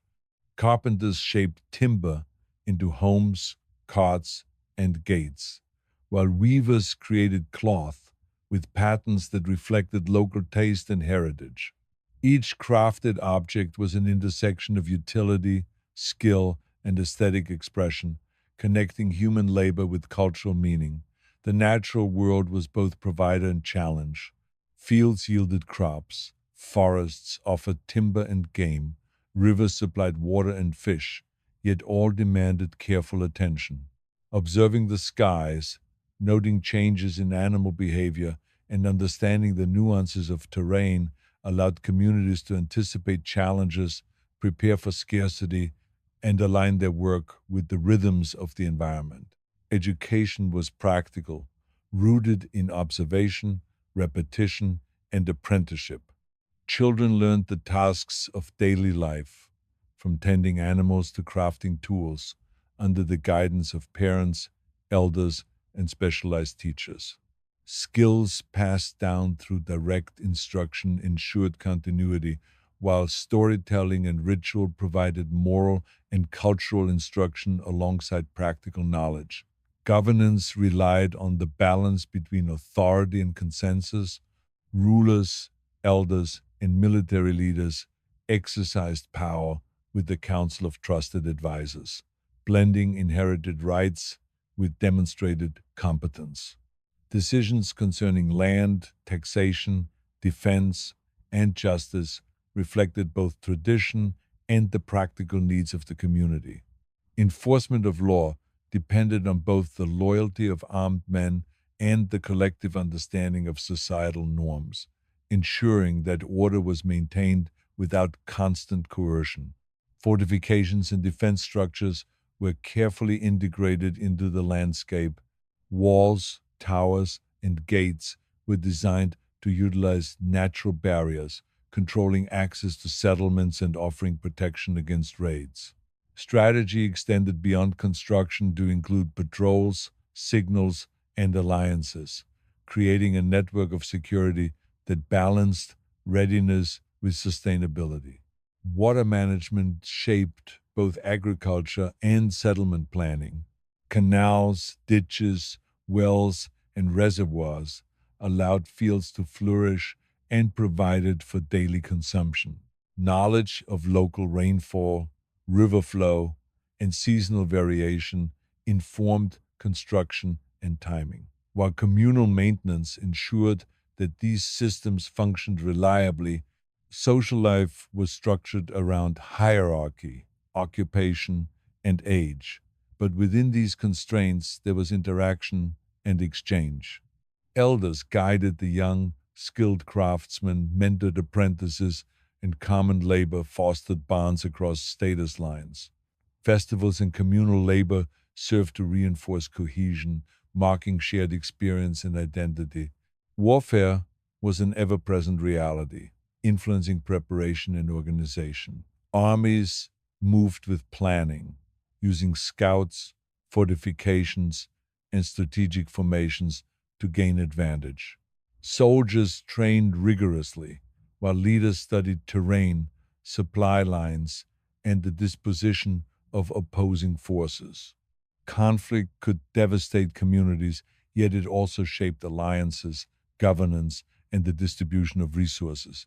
Observation and interpretation were constant, The movements of stars, the behavior of animals, the shifting of weather patterns, and the signs perceived in daily life guided decisions large and small.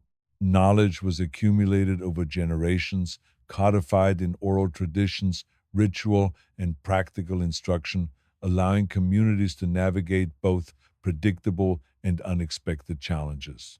Craft and labor intertwined with social and spiritual life. Every object created carried utility, aesthetic consideration, and often symbolic meaning. Tools enabled survival, while ceremonial items reinforced belief and identity. Work was never merely a necessity. It was a form of expression and participation in the ongoing life of the community. Communication, both within and between settlements, shaped culture and influence. Messengers, travelers, and merchants carried news, orders, and goods, linking distant places and allowing knowledge, trends, and alliances to form across regions. Such exchange strengthened cohesion and expanded awareness beyond immediate surroundings. Agriculture required attention to both immediate conditions and long term cycles. Soil was managed, seeds selected, and irrigation maintained to ensure sustainable production. Collective effort during planting and harvest, distributed labor, fostered solidarity, and mitigated the risks of scarcity. Religious observance offered guidance and context for all aspects of life. Sacrifices, offerings, and prayers were not only expressions of devotion but also mechanisms for reinforcing social order, interpreting events, and seeking harmony with the forces that shaped existence. Medicine blended practical knowledge with spiritual care. Healers used herbs, poultices, and manual treatment, often accompanied by ritual, to address both the physical and spiritual aspects of illness. Knowledge of these practices was preserved through apprenticeship and oral instruction, ensuring continuity and the survival of effective methods. Trade was both local and long distance, connecting communities and enabling the flow of rare materials, luxury goods, and vital resources. Caravans and boats traversed rivers and land routes, while merchants cultivated relationships to maintain trust, facilitate exchange, and share knowledge. Military skill was interwoven with social expectation. Training in combat, strategy, and weapon maintenance prepared soldiers for both defense and the assertion of influence. Discipline and cohesion determined effectiveness, while leadership balanced courage, skill, and tactical awareness. Law and custom structured interaction, ensuring that property, labor, and disputes were managed with consistency. Elders and rulers interpreted these codes, balancing fairness, tradition, and necessity. Enforcement relied on both authority and the shared understanding of community norms, reinforcing social cohesion. Settlement design responded to environment and society simultaneously. Homes were sited for access to water, protection from elements, and efficient organization of domestic and communal spaces. Roads and pathways connected markets, temples, and fields, facilitating movement, trade, and communication. Craftsmen produced goods both necessary and symbolic. Pottery, metalwork, textiles, and woodcraft reflected local materials, aesthetic preferences, and social status. Skills were honed through apprenticeship, observation, and repetition, ensuring continuity and refinement over generations. Observation of nature was continuous. Rainfall, seasonal shifts, animal behavior, and celestial patterns informed decision making in agriculture, construction, and ritual. Understanding these patterns allowed communities to anticipate scarcity, optimize resources, and maintain alignment with both practical and spiritual expectations. Social gatherings reinforced bonds and preserved culture. Storytelling, music, and ritual enacted shared values, recorded history, and celebrated achievements. Participation in these events created continuity, linking the present generation with ancestors and reinforcing identity.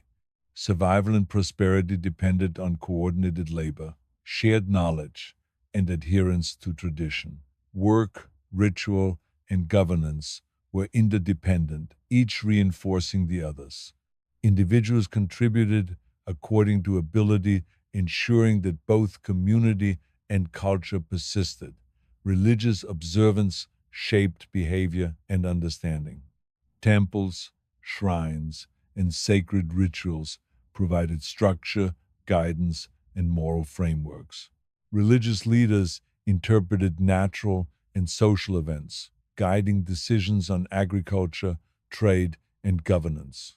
Education integrated practical and cultural knowledge, apprenticeship, mentorship, and observation prepared individuals for their roles in society.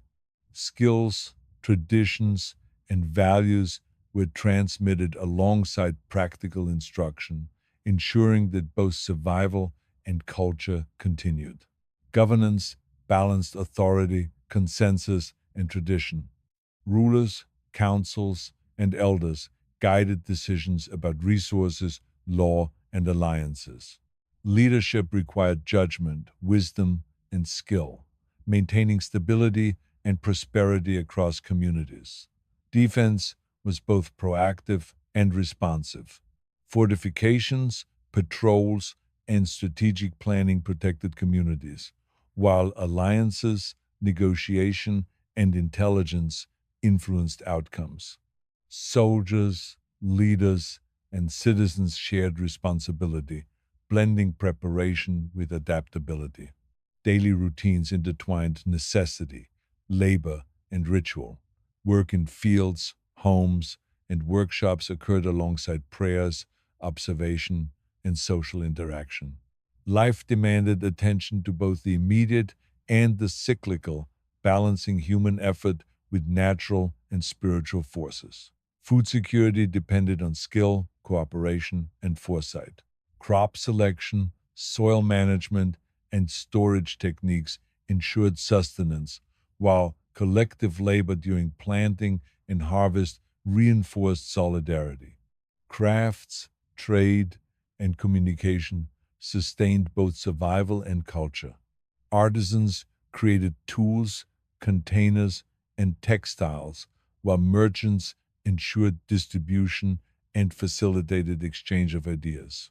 Markets, festivals, and caravans connected communities across distance, intertwining material, social, and cultural networks. Observation of nature and ritual interpretation guided all activity. Patterns in weather, animal behavior, celestial events, and omens informed decisions, while ritual and spiritual practice provided context, cohesion, and a sense of purpose. Communities persisted through cooperation, shared knowledge, and adherence to tradition. Labor, governance, and ritual depended on collective effort, ensuring the survival of both people and culture across generations. Every action, from the plowing of fields to the construction of temples, was part of a larger rhythm connecting individuals to community, landscape, and belief. The passage of seasons dictated the rhythm of life more than any ruler or law. In spring, the thaw of rivers and the warming of soil signaled the beginning of labor that would determine the fortunes of the entire community. Fields were plowed, seeds sown, and irrigation systems repaired, each act deliberate and attentive, for misjudgment could imperil the harvest. Villages moved in coordinated patterns, each person fulfilling a role learned through years of observation and instruction. Children followed elders into the fields, learning to discern soil conditions, to judge the right moment for planting, and to understand the subtle indicators of fertility. In these lessons, knowledge of survival merged with cultural tradition, shaping the next generation in both skill and temperament. By midsummer, the full weight of labor pressed upon the settlements. Fields required constant attention, irrigation channels needed clearing and repair, animals required care and observation. The sun was harsh, but it guided the hours, its arc marking the passage of work, rest, and communal ritual. Villagers took moments to honor the land, offering thanks at shrines, leaving small tokens in the soil, or gathering at communal altars to recognize the forces believed to govern fertility and abundance. Even as labor dominated daily life, social interaction remained essential. The marketplace, though often dusty and chaotic, was a hub of exchange beyond mere commodities. Stories traveled alongside goods. News of distant events filtered through traders and travelers. Alliances were formed, disputes aired, and reputation observed. The art of negotiation was valued equally with skill in farming or craftsmanship, for the survival and prosperity of a community often depended on the ability to maintain networks of trust and influence. Artisans and craftsmen continued their work alongside agricultural labor.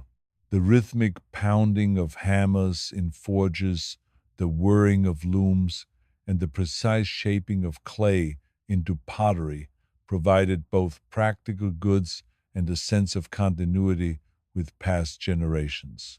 Each object carried the mark of its maker, and within these marks lay both pride and identity. Skill was honed not in isolation but through observation, repetition, and mentorship. Apprentices learned from masters, gradually internalizing techniques and judgment, so that by adulthood they could replicate and innovate within the frameworks established by their forebears. The movement of rivers, the behavior of animals, and the changes in the sky were observed with a mixture of practical attention and spiritual consideration. An unusual migration of birds could indicate a coming season, a failing crop, or the need for ritual attention. Storms, droughts, and floods were read as omens, prompting decisions about planting, harvest, and social action. Such observation was neither superstition nor idle curiosity. It was a disciplined form of knowledge that shaped survival. Festivals punctuated the relentless rhythm of work, providing respite and reinforcing communal cohesion. They were tied to cycles of the moon, solstices, equinoxes, and seasonal milestones, blending celebration, religious observance, and the reinforcement of social hierarchy. Music, dance, and storytelling were integral, transmitting history, morals, and cultural identity while fostering unity. Within families, the daily tasks of life interwove with these larger cycles. Meals were prepared using produce carefully stored or freshly harvested, garments repaired or woven, tools maintained. Every action carried layers of purpose, often simultaneously functional, symbolic, and educational. Governance and law shaped the backdrop against which daily life unfolded. Rulers and councils maintained order, adjudicated disputes, and guided the allocation of resources. While hierarchy was clear, authority was intertwined with expectation, respect, counsel, and the demonstration of competence. Decisions were informed by precedent, practical necessity, and often the counsel of religious or learned advisors. Defense remained an ever present concern. Fortifications, patrols, and the organization of armed men ensured that settlements could withstand raids or more sustained conflicts.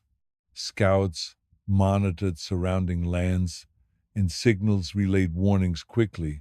Strategic thinking extended beyond immediate threats, considering terrain, supply, alliances, and the movements of potential adversaries. Training for combat was rigorous. combining physical skill, tactical instruction, and familiarity with weapons and armor.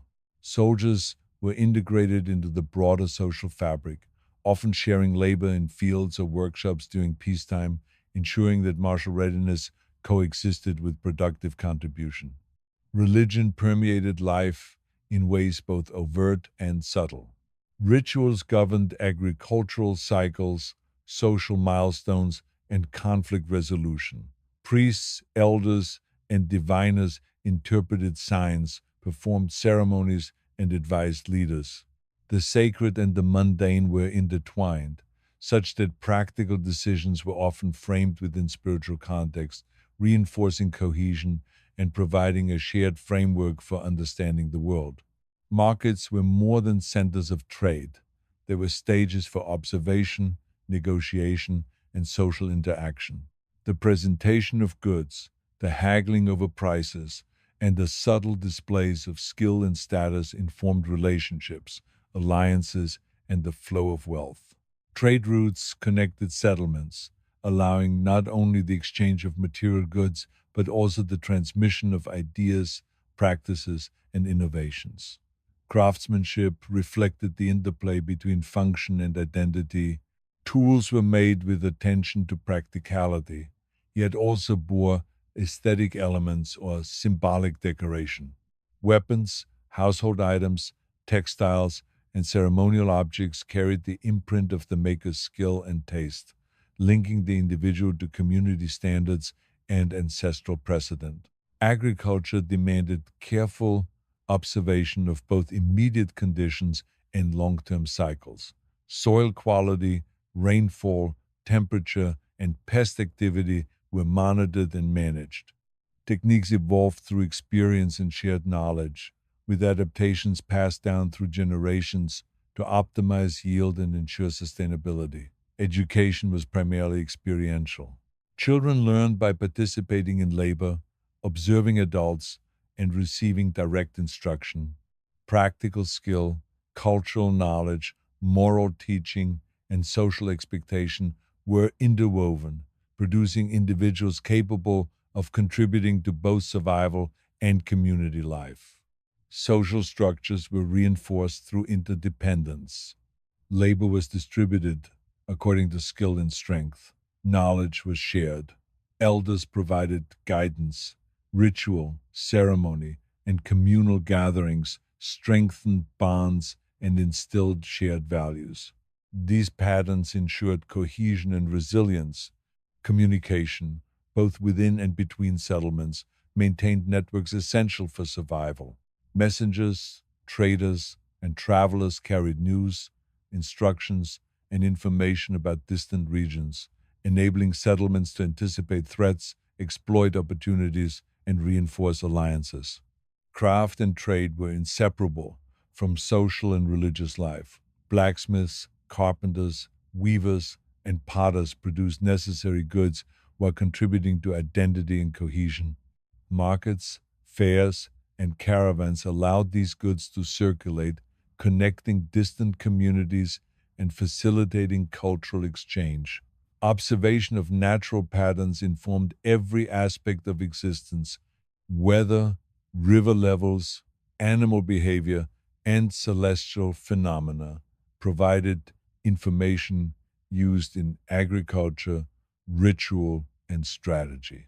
Understanding these patterns allowed communities to prepare for scarcity, anticipate hazards, and make decisions in alignment with both practical need and spiritual guidance. Conflict shaped political, social, and military structures.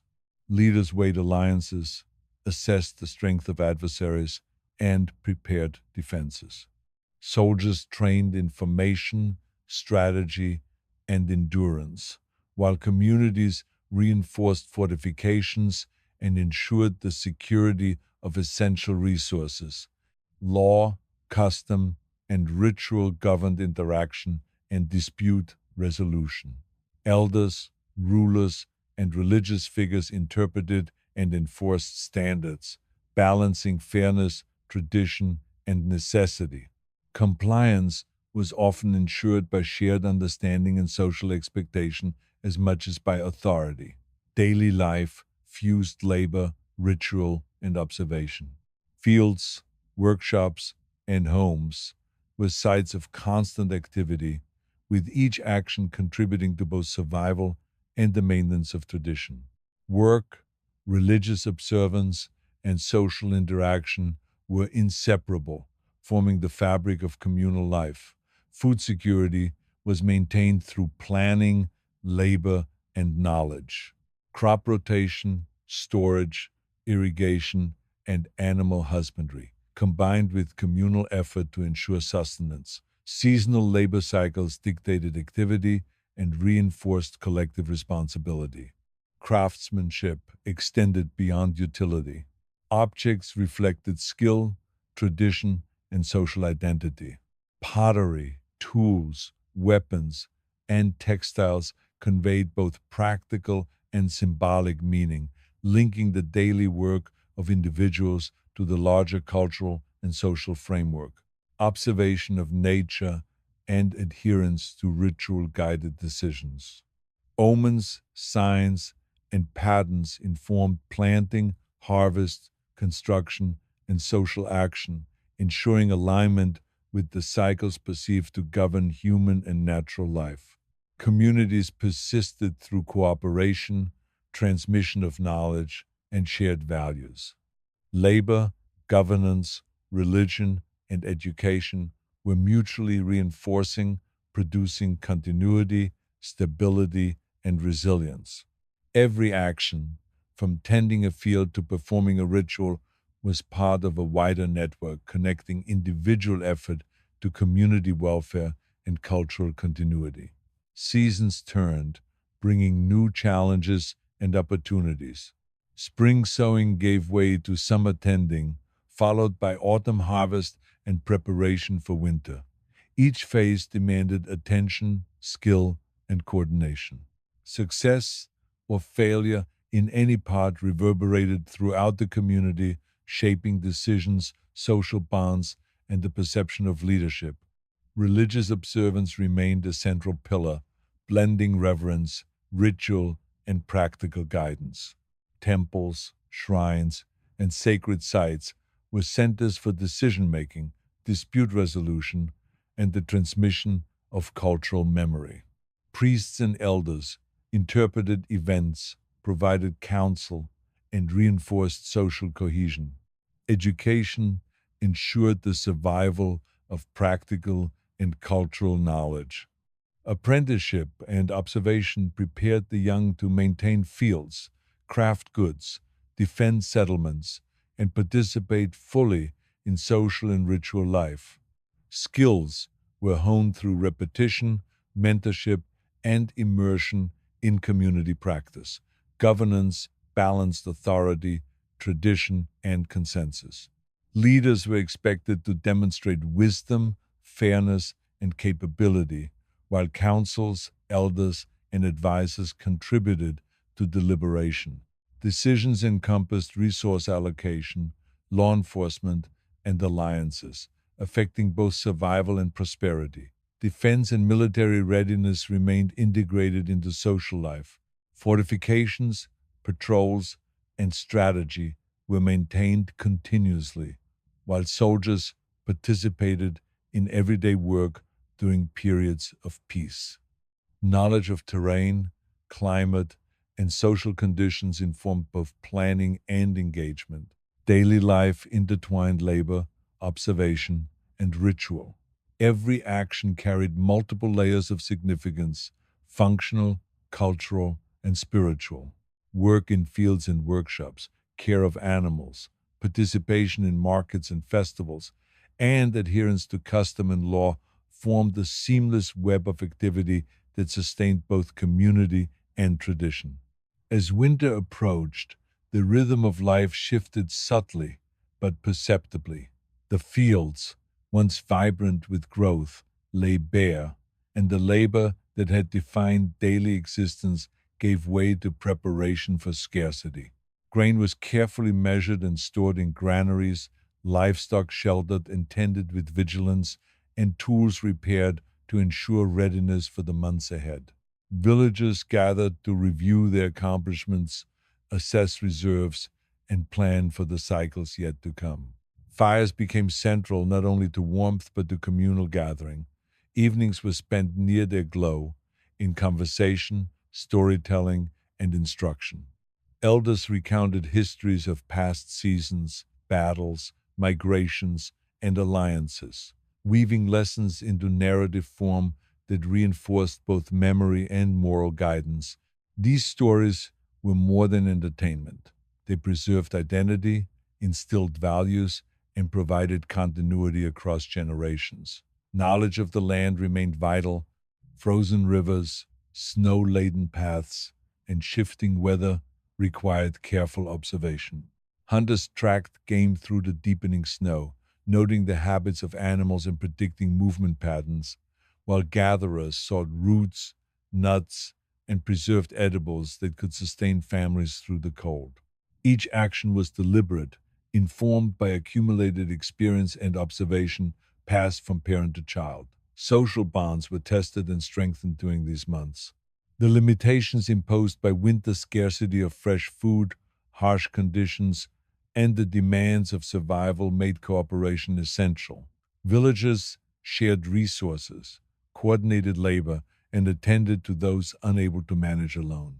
Ritual observance took on heightened significance, offering reassurance and reinforcing cohesion. The passing of winter was marked by small festivals, ceremonies, and observances tied to celestial events and the promise of renewal. Preparations for spring sowing began well before the thaw.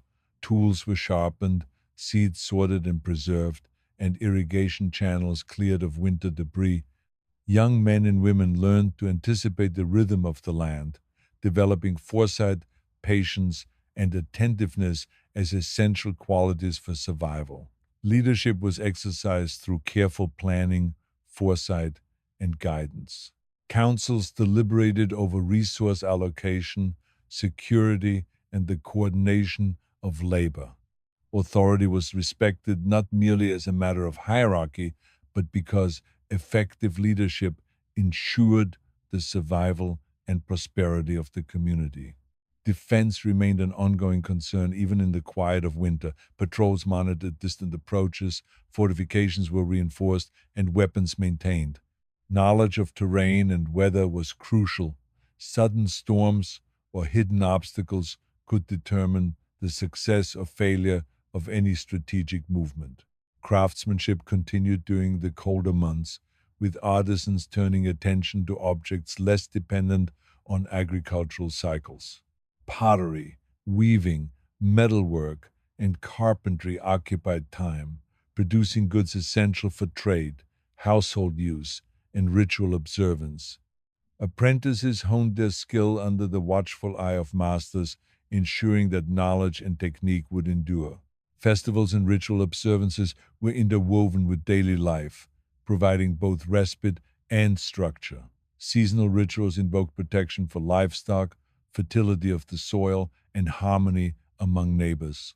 Music, dance, and recitation of stories reinforced identity and continuity, teaching younger generations both their heritage and the responsibilities they would inherit. Trade, though limited by harsh conditions, persisted through stored goods, barter networks, and careful planning. Caravans and traders coordinated with local leaders, ensuring the flow of necessary materials and information. The marketplace, while quieter, remained a focal point for the exchange of not only goods, but news, reputation, and alliances. Education continued as a blend of observation, imitation, and instruction. Children and young adults learned not only practical skills but also social norms, the interpretation of omens, and the management of relationships. Apprenticeships and mentorships provided structured paths to mastery in craft, agriculture, and leadership. Observation of natural phenomena retained central importance. Patterns in animal behavior, the positioning of stars, shifts in wind and temperature, and the behavior of rivers guided decision-making. Such knowledge allowed communities to act preemptively, mitigate risk, and align human activity with the perceived order of nature. Governance balanced tradition, practicality, and counsel. Rulers and councils enforced law, coordinated labor, and mediated disputes, but authority was most effective when exercised with insight and fairness. Leadership depended on reputation, skill, and the ability to maintain trust across generations and social strata. The seasons shifted again, heralding the return of spring. Melting snows and swelling rivers signaled the renewal of agricultural labor. Fields were tilled, seeds planted, and irrigation restored. The community mobilized with shared purpose, each person aware that survival and prosperity depended on cooperation, skill, and attentiveness. Labor and ritual remained inseparable. The planting of crops was accompanied by offerings and ceremonies intended to ensure fertility and protect against misfortune. Work in the fields was both practical and symbolic, embodying continuity with past generations while preparing for the future. Markets resumed activity with renewed energy. Traders brought goods from distant settlements. Artisans displayed newly crafted wares, and the exchange of information, reputation, and alliances intensified. Communities were interconnected through these networks, maintaining cohesion, mutual support, and awareness of broader circumstances. Craftsmanship mirrored both function and identity. The production of tools, vessels, weapons, and clothing required skill, patience, and precision. Each item carried the mark of its maker, connecting the individual's labor to communal standards and cultural expectations. Training in both craft and labor continued with deliberate attention to mastery. Apprentices observed, repeated, and innovated under the guidance of experienced mentors. Knowledge was cumulative, ensuring that each generation could sustain the achievements of the previous while adapting to changing circumstances. Observation of the natural world guided decision-making at every level. Weather patterns, soil conditions, animal behavior, and celestial movements were interpreted and acted upon. This knowledge was neither static nor purely empirical. It was a practiced integration of experience, tradition, and spiritual insight. Defense and preparation for conflict remained woven into daily life. Leaders and soldiers studied terrain, coordinated patrols, and maintained fortifications. Even in periods of peace, readiness required continuous attention to resources, tactics, and alliance building. Social cohesion was reinforced through shared labor, ritual, and mutual obligation. The interdependence of families, neighbors, and villages created networks of responsibility and support that ensured survival in the face of scarcity, conflict, or disaster. Religious practice remained central. Priests, diviners, and elders performed ceremonies, advised leaders, and interpreted signs. Ritual, often tied to the cycles of agriculture, celestial events, and community milestones, structured time, reinforced authority, and provided a framework for understanding and acting within the world. Daily life interwove labor, observation, ritual, and instruction. Fields, workshops, homes, and sacred spaces were connected in a seamless fabric of activity, each task contributing to survival, social cohesion, and cultural continuity.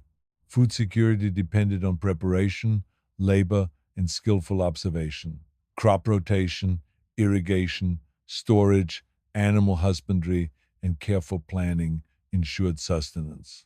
The success or failure of these efforts affected all levels of society and demanded coordinated effort. Craftsmanship extended beyond immediate necessity. Objects embodied skill, aesthetic sensibility, and cultural identity.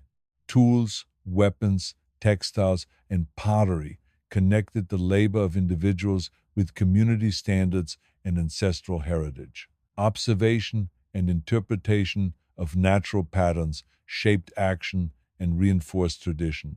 Signs from the sky, earth, and animals informed planting, harvest, defense, and social conduct, ensuring that human activity aligned with perceived natural and spiritual order.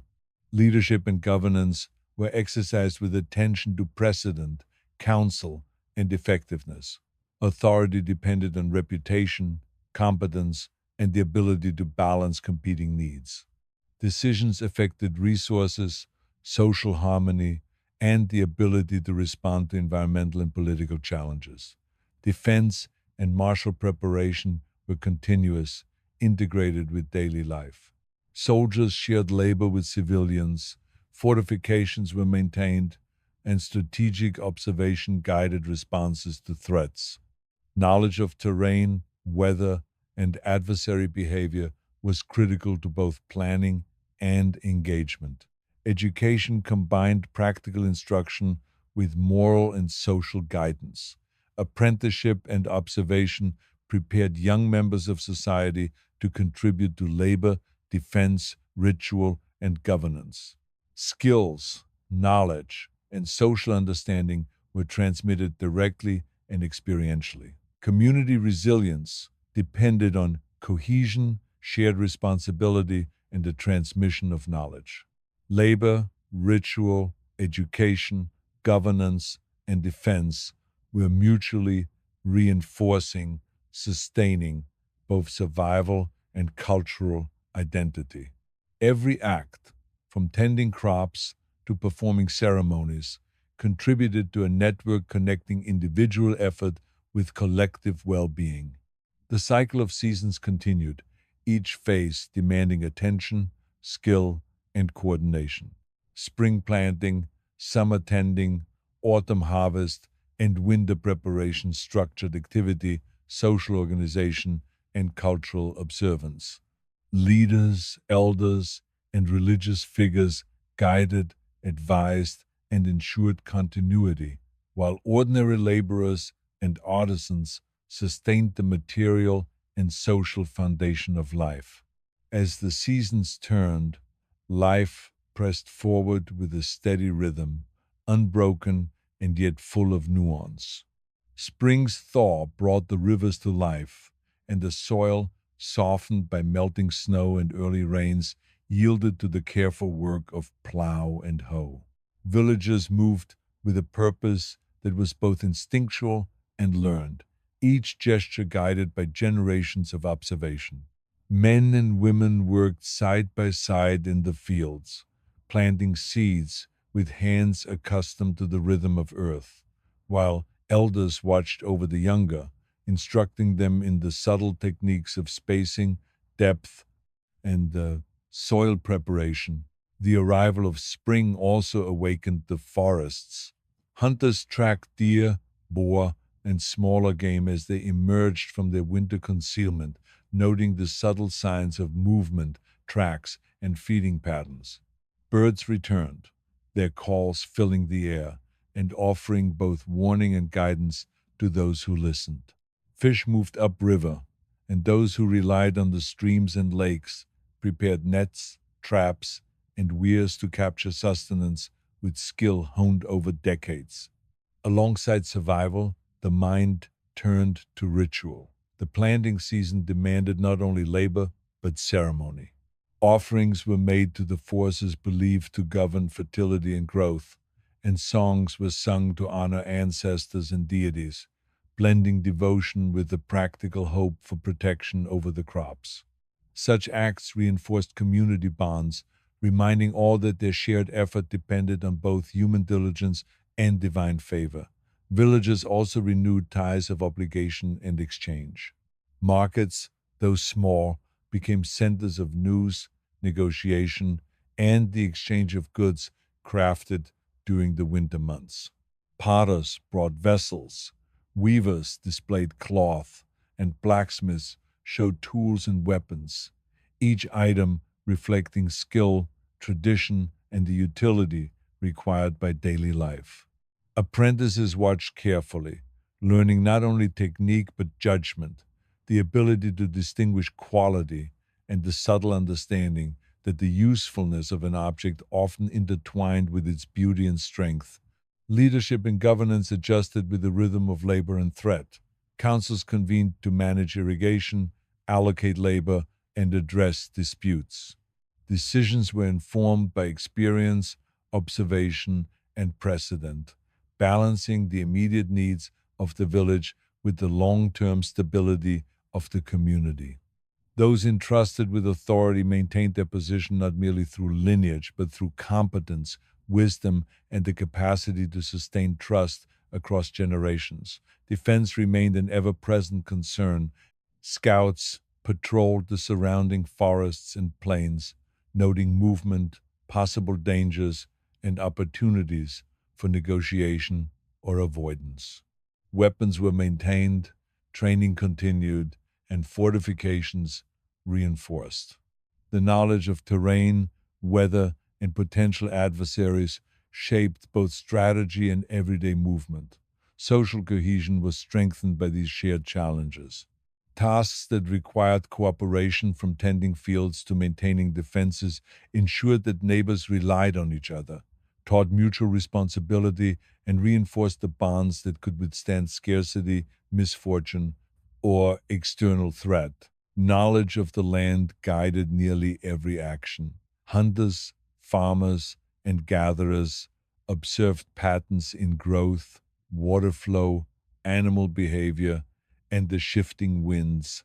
Elders interpreted these patterns, connecting empirical observation with the wisdom of tradition, offering advice that could mean the difference between abundance and loss.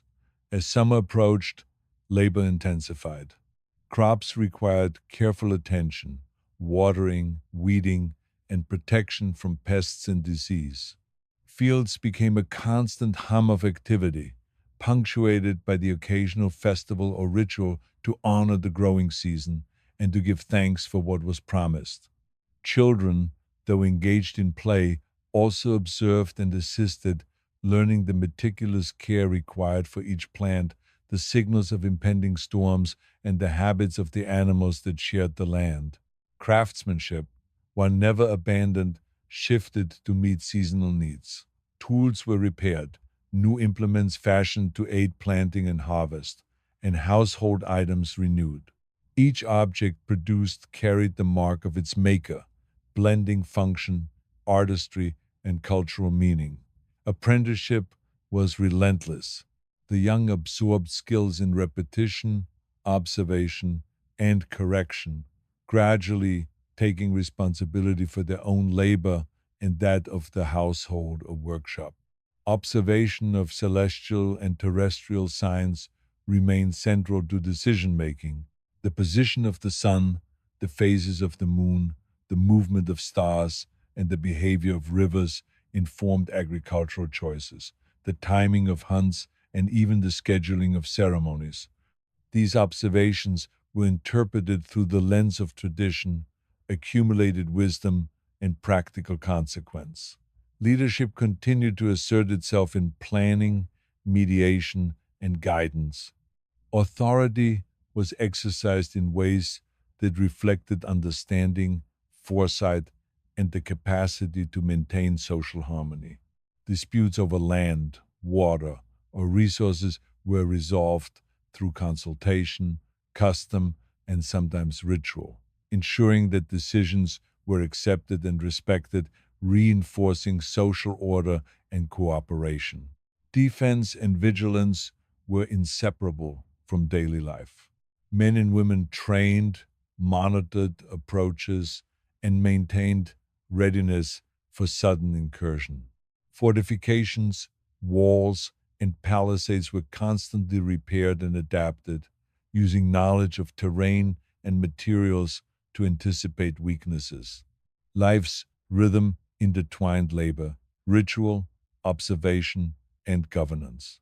Each day offered tasks that were both immediate and preparatory, linking the present to the survival and prosperity of the community. Food security, crafted through meticulous work, observation, and cooperation, determined health, energy, and social stability. Summer ripened the crops, and labor shifted from planting to tending and safeguarding growth. Irrigation systems were managed, weeds removed, and livestock monitored for signs of disease or weakness. Hunters and gatherers complemented the diet with wild resources, careful to respect the patterns and limits observed in the previous seasons. Ritual and ceremony punctuated labor. Offerings were made at key points in the growth cycle. Prayers recited to ensure favor, and music and dance employed to reinforce social cohesion. These acts were not only spiritual but practical. They focused attention, structured activity, and transmitted knowledge in memorable forms across generations. Trade increased in both frequency and complexity. Surplus from early harvests, crafted goods, and tools moved along networks connecting villages, ensuring that communities remained aware of wider circumstances and could access resources unavailable locally. Negotiation, reputation, and observation of trustworthiness determined the flow of goods, information, and alliances. Apprenticeship and education continued unabated. The young learned not only craft and labor, but also social conduct, leadership observation, and strategic thinking. This preparation ensured that each generation could sustain and, when necessary, improve upon the accomplishments of their predecessors. Knowledge of the natural world guided human action. Rivers, rainfall, winds, and animal patterns dictated movement, planting, and harvesting. Interpretation was both empirical and intuitive, combining careful observation with the wisdom passed down through stories, rituals, and instruction. Governance relied on balance and insight. Councils and leaders coordinated labor, managed resources, and addressed disputes, relying on precedent, experience, and careful judgment. Authority was respected because it ensured survival, social cohesion, and the equitable distribution of resources critical to the community's continued existence. Defense and martial readiness remained constant. Soldiers trained alongside civilians, fortifications were maintained, and strategic observation ensured that the community could respond to threats with agility and foresight. Even in peace, these preparations reinforced discipline, cohesion, and shared responsibility. Social cohesion was reinforced daily. Labor, defense, ritual, and education were mutually dependent, each element sustaining the others. Families and neighbors relied on each other, maintaining networks of responsibility, trust, and reciprocity that ensured continuity and resilience. Religious observance remained intertwined with every aspect of life. Priests and elders performed ceremonies, advised leaders, and interpreted signs, guiding both practical and spiritual decisions. Festivals, offerings, and rituals marked transitions, milestones, and cycles, providing structure, reassurance, and continuity. Daily life was a seamless weave of activity, tending crops, maintaining tools, observing natural science, performing ritual, instructing the young, and preparing for defense. Each action contributed to survival, social cohesion, and the transmission of knowledge and tradition. The harvest approached, bringing a crescendo of labor. Fields were carefully combed, crops gathered with attention to ripeness, and stored in granaries designed to preserve them through the coming months. Livestock were tended, and surplus goods carefully apportioned for trade, community support, and preparation for scarcity. Celebration accompanied accomplishment. Festivals honored the harvest, thanking deities, ancestors, and the earth for their gifts. Music, dance, and storytelling reinforced identity, taught lessons, and offered communal enjoyment, reminding all that labor and survival were inseparable from culture and memory. Markets became hubs of activity, where artisans displayed new wares, surplus goods were exchanged, and news traveled between communities. Trust, reputation, and negotiation guided interactions, ensuring that economic activity supported both individual needs and collective stability. Craftsmanship remained central to life. Tools, clothing, vessels, and weapons reflected skill, tradition, and practical need. Apprentices absorbed methods, style, and judgment, ensuring continuity and refinement of technique across generations. Observation of the natural world guided ongoing activity. Celestial movements, weather patterns, animal behavior, and soil conditions informed decisions from planting to defense, ensuring that action was harmonized with the cycles of nature. Governance continued to blend authority, wisdom, and experience. Leaders balanced competing needs, mediated disputes, and coordinated labor and resources, sustaining trust and stability. Decisions had immediate and long-term consequences, requiring foresight, counsel, and attention to precedent. Defense remained a daily concern, integrated into ordinary life. Fortifications were reinforced, weapons maintained, and training persisted. Scouts observed distant terrain, anticipating potential threats, while knowledge of terrain, weather, and adversary habits shaped strategy and preparation. Education persisted in the rhythm of life. Children and young adults observed, imitated, and were instructed in labor, craft, ritual, and social conduct. Knowledge accumulated through practice, observation, and instruction ensured that each generation could sustain the achievements of its predecessors while adapting to circumstances. Social cohesion was reinforced through shared labor, ritual, education, and defense. Dependence on each other for survival and prosperity created networks of responsibility and trust that sustained communities through scarcity, conflict, and the unpredictability of the natural world. Seasons cycled, each with distinct demands, opportunities, and risks. Spring sowing, summer tending, autumn harvest, and winter preparation structured both work and social organization. Ritual, observation, labor, and governance were interwoven, creating a seamless rhythm that defined life, sustained survival, and transmitted knowledge. With the harvest secured, attention shifted toward preservation and preparation. Grains were stored in carefully constructed granaries, their ventilation and height designed to prevent spoilage and vermin. Dried meats and salted fish were hung in smoke-filled chambers, a method refined over generations to maintain sustenance through the harsh months ahead. Families worked in tandem, the young assisting with chores that taught them responsibility, and the older members guiding with practiced hands. The rhythm of labor changed. Fields, once a center of constant toil, became spaces for maintenance and repair, ensuring that tools, fences, and irrigation channels would withstand the approaching winter. In the villages, life maintained a delicate balance between necessity and tradition. Women spun fibers into cloth, kneaded dough into bread, and tended animals, all while passing knowledge to the next generation.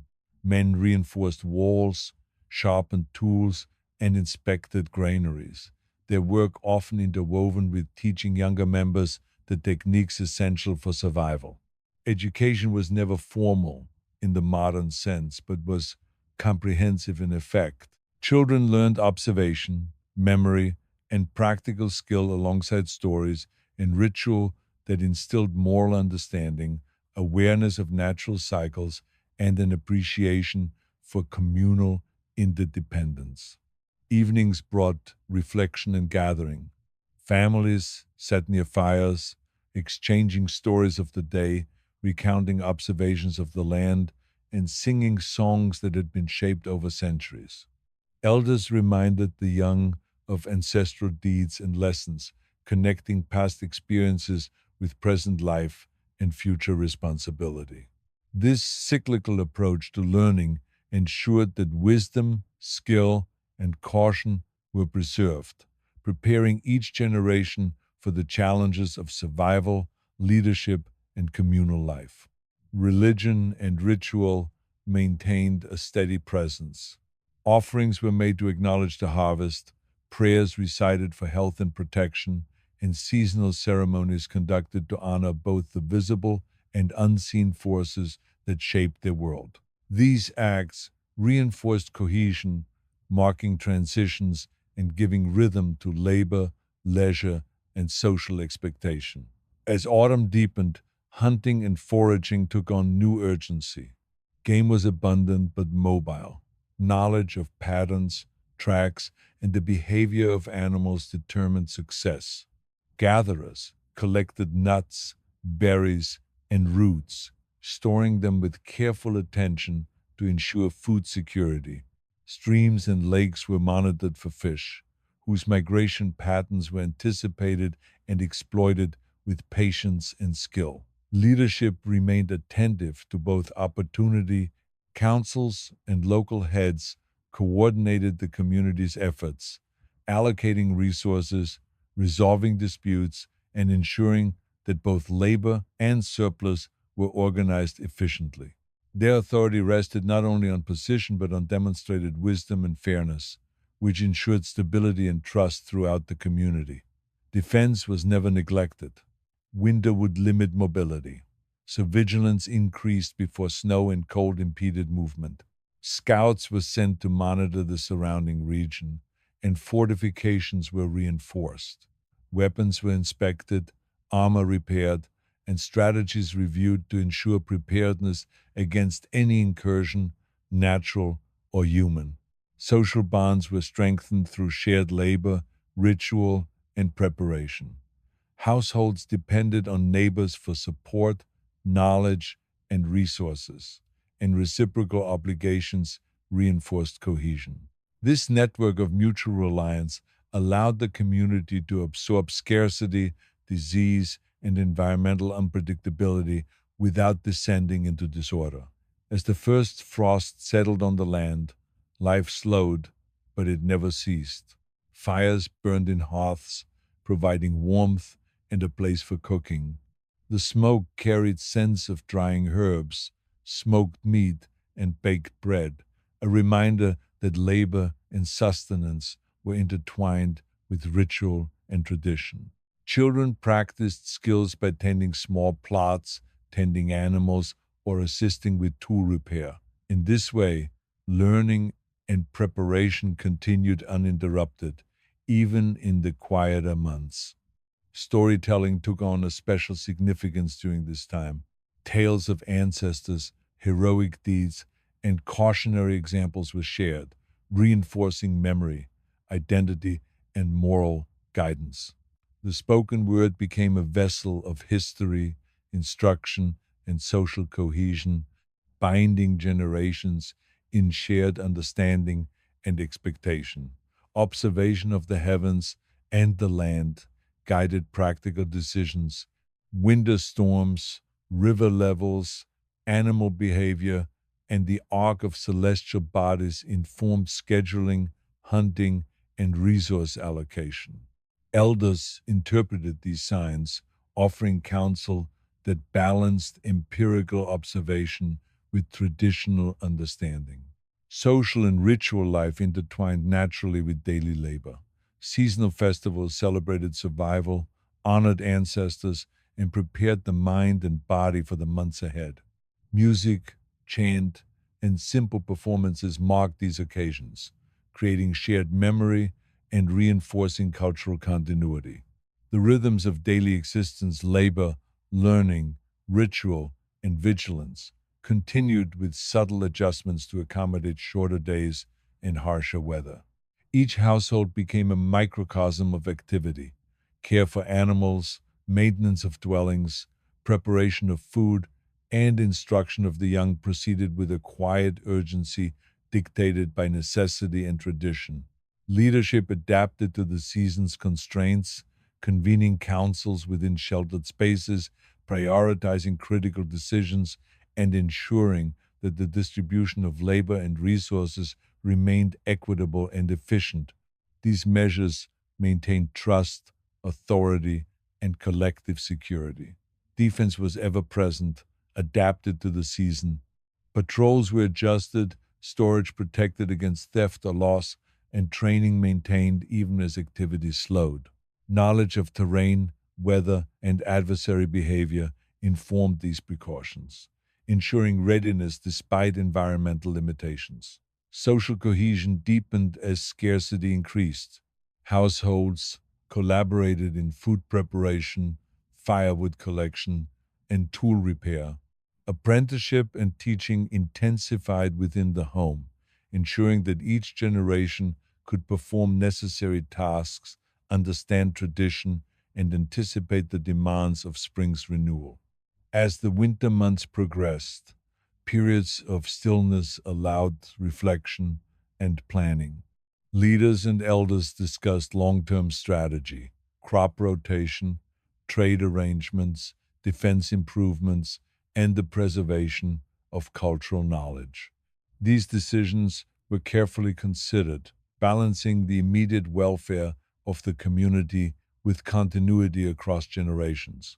Spiritual practice remained interwoven with daily life. Offerings, prayers, and ritual maintained alignment with perceived natural and supernatural forces. Even in the harshest cold, ceremonies were observed, connecting the community with cycles beyond immediate perception and reinforcing shared understanding and identity. By late winter, anticipation of spring's return began to shape preparation. Tools were sharpened, seeds cataloged, and irrigation channels inspected. Lessons from previous years informed adjustments to planting strategies, livestock management, and labor organization, ensuring that the community could resume productive activity promptly when conditions allowed. Work, ritual, and observation were inseparable. Food security, defense, and social cohesion depended on attentive engagement with every element of life, each task linked to another in a network of cause and consequence. Learning continued in every action: observation of animals, attention to weather, care of plants, and understanding of social dynamics prepared the young for eventual leadership and independent contribution. The community's rhythm, though slow in winter, never ceased. Even when snow covered the fields and rivers froze, work, vigilance, and learning continued indoors. Families maintained storage, repaired clothing, cared for livestock, and shared knowledge, ensuring that the passing months would not erode survival or skill. As winter waned, subtle signs of renewal emerged. Streams flowed more freely, early shoots appeared beneath the snow, and animals became more active. The community responded with increasing energy, clearing snow, inspecting fields, and preparing equipment for planting. Leadership coordinated these efforts, ensuring that labor was distributed efficiently and that resources were allocated to maximize survival and prosperity. Life's continuity was celebrated quietly. Even as labor intensified, ritual maintained a presence. Offerings to deities and ancestors, songs marking transition, and ceremonies invoking protection and fertility. These acts reinforced cohesion, linking the practical with the spiritual and embedding shared meaning within daily existence. As spring finally returned, the community was prepared. Fields, tools, and knowledge were ready, and the rhythm of planting resumed with confidence. Children, now more skilled, assisted alongside elders, while leaders coordinated labor and resources. Ritual marked the cycle's continuation, guiding activity and sustaining cohesion. Observation of weather, animal patterns, and celestial signs informed each decision, blending empirical knowledge with traditional understanding. Daily life continued in seamless integration. Labor, ritual, education, governance, and defense formed a network sustaining survival, prosperity, and cultural continuity. Festivals punctuated activity, marking milestones, celebrating achievement, and reinforcing identity. Surplus goods facilitated trade, maintaining connections with neighboring communities and supporting exchange of knowledge, craft, and sustenance. Each generation learned through participation, observing, imitating, practicing, and gradually assuming responsibility. Skills accumulated, knowledge transmitted, and social bonds strengthened, ensuring continuity of the community's life and wisdom. The cycle of seasons persisted, shaping labor, ritual, and social organization. Each action was part of a larger rhythm: planting, tending, harvesting, preparation, reflection, and planning linked the immediate to the enduring. Survival, prosperity, and cohesion were inseparable from observation, skill, and tradition. Leadership and governance balanced authority, experience, and foresight, maintaining social stability and equitable distribution of resources. Defense remained integral, adjusted for seasonal conditions, maintaining vigilance and readiness. Education and apprenticeship continued without interruption, embedding knowledge in practice, observation, and memory. The community's life was a continuous weave of labor, ritual, observation, learning, and preparation. Each element reinforced the others, sustaining survival, identity, and cultural continuity. By the time the cycle had turned once more, the village had endured scarcity, weather, and the challenges of each season with resilience and cohesion. Knowledge, skill, and tradition were preserved, and each generation was ready to assume its role in maintaining the rhythm of life, sustaining the community, and honoring the cycles that had defined existence for centuries.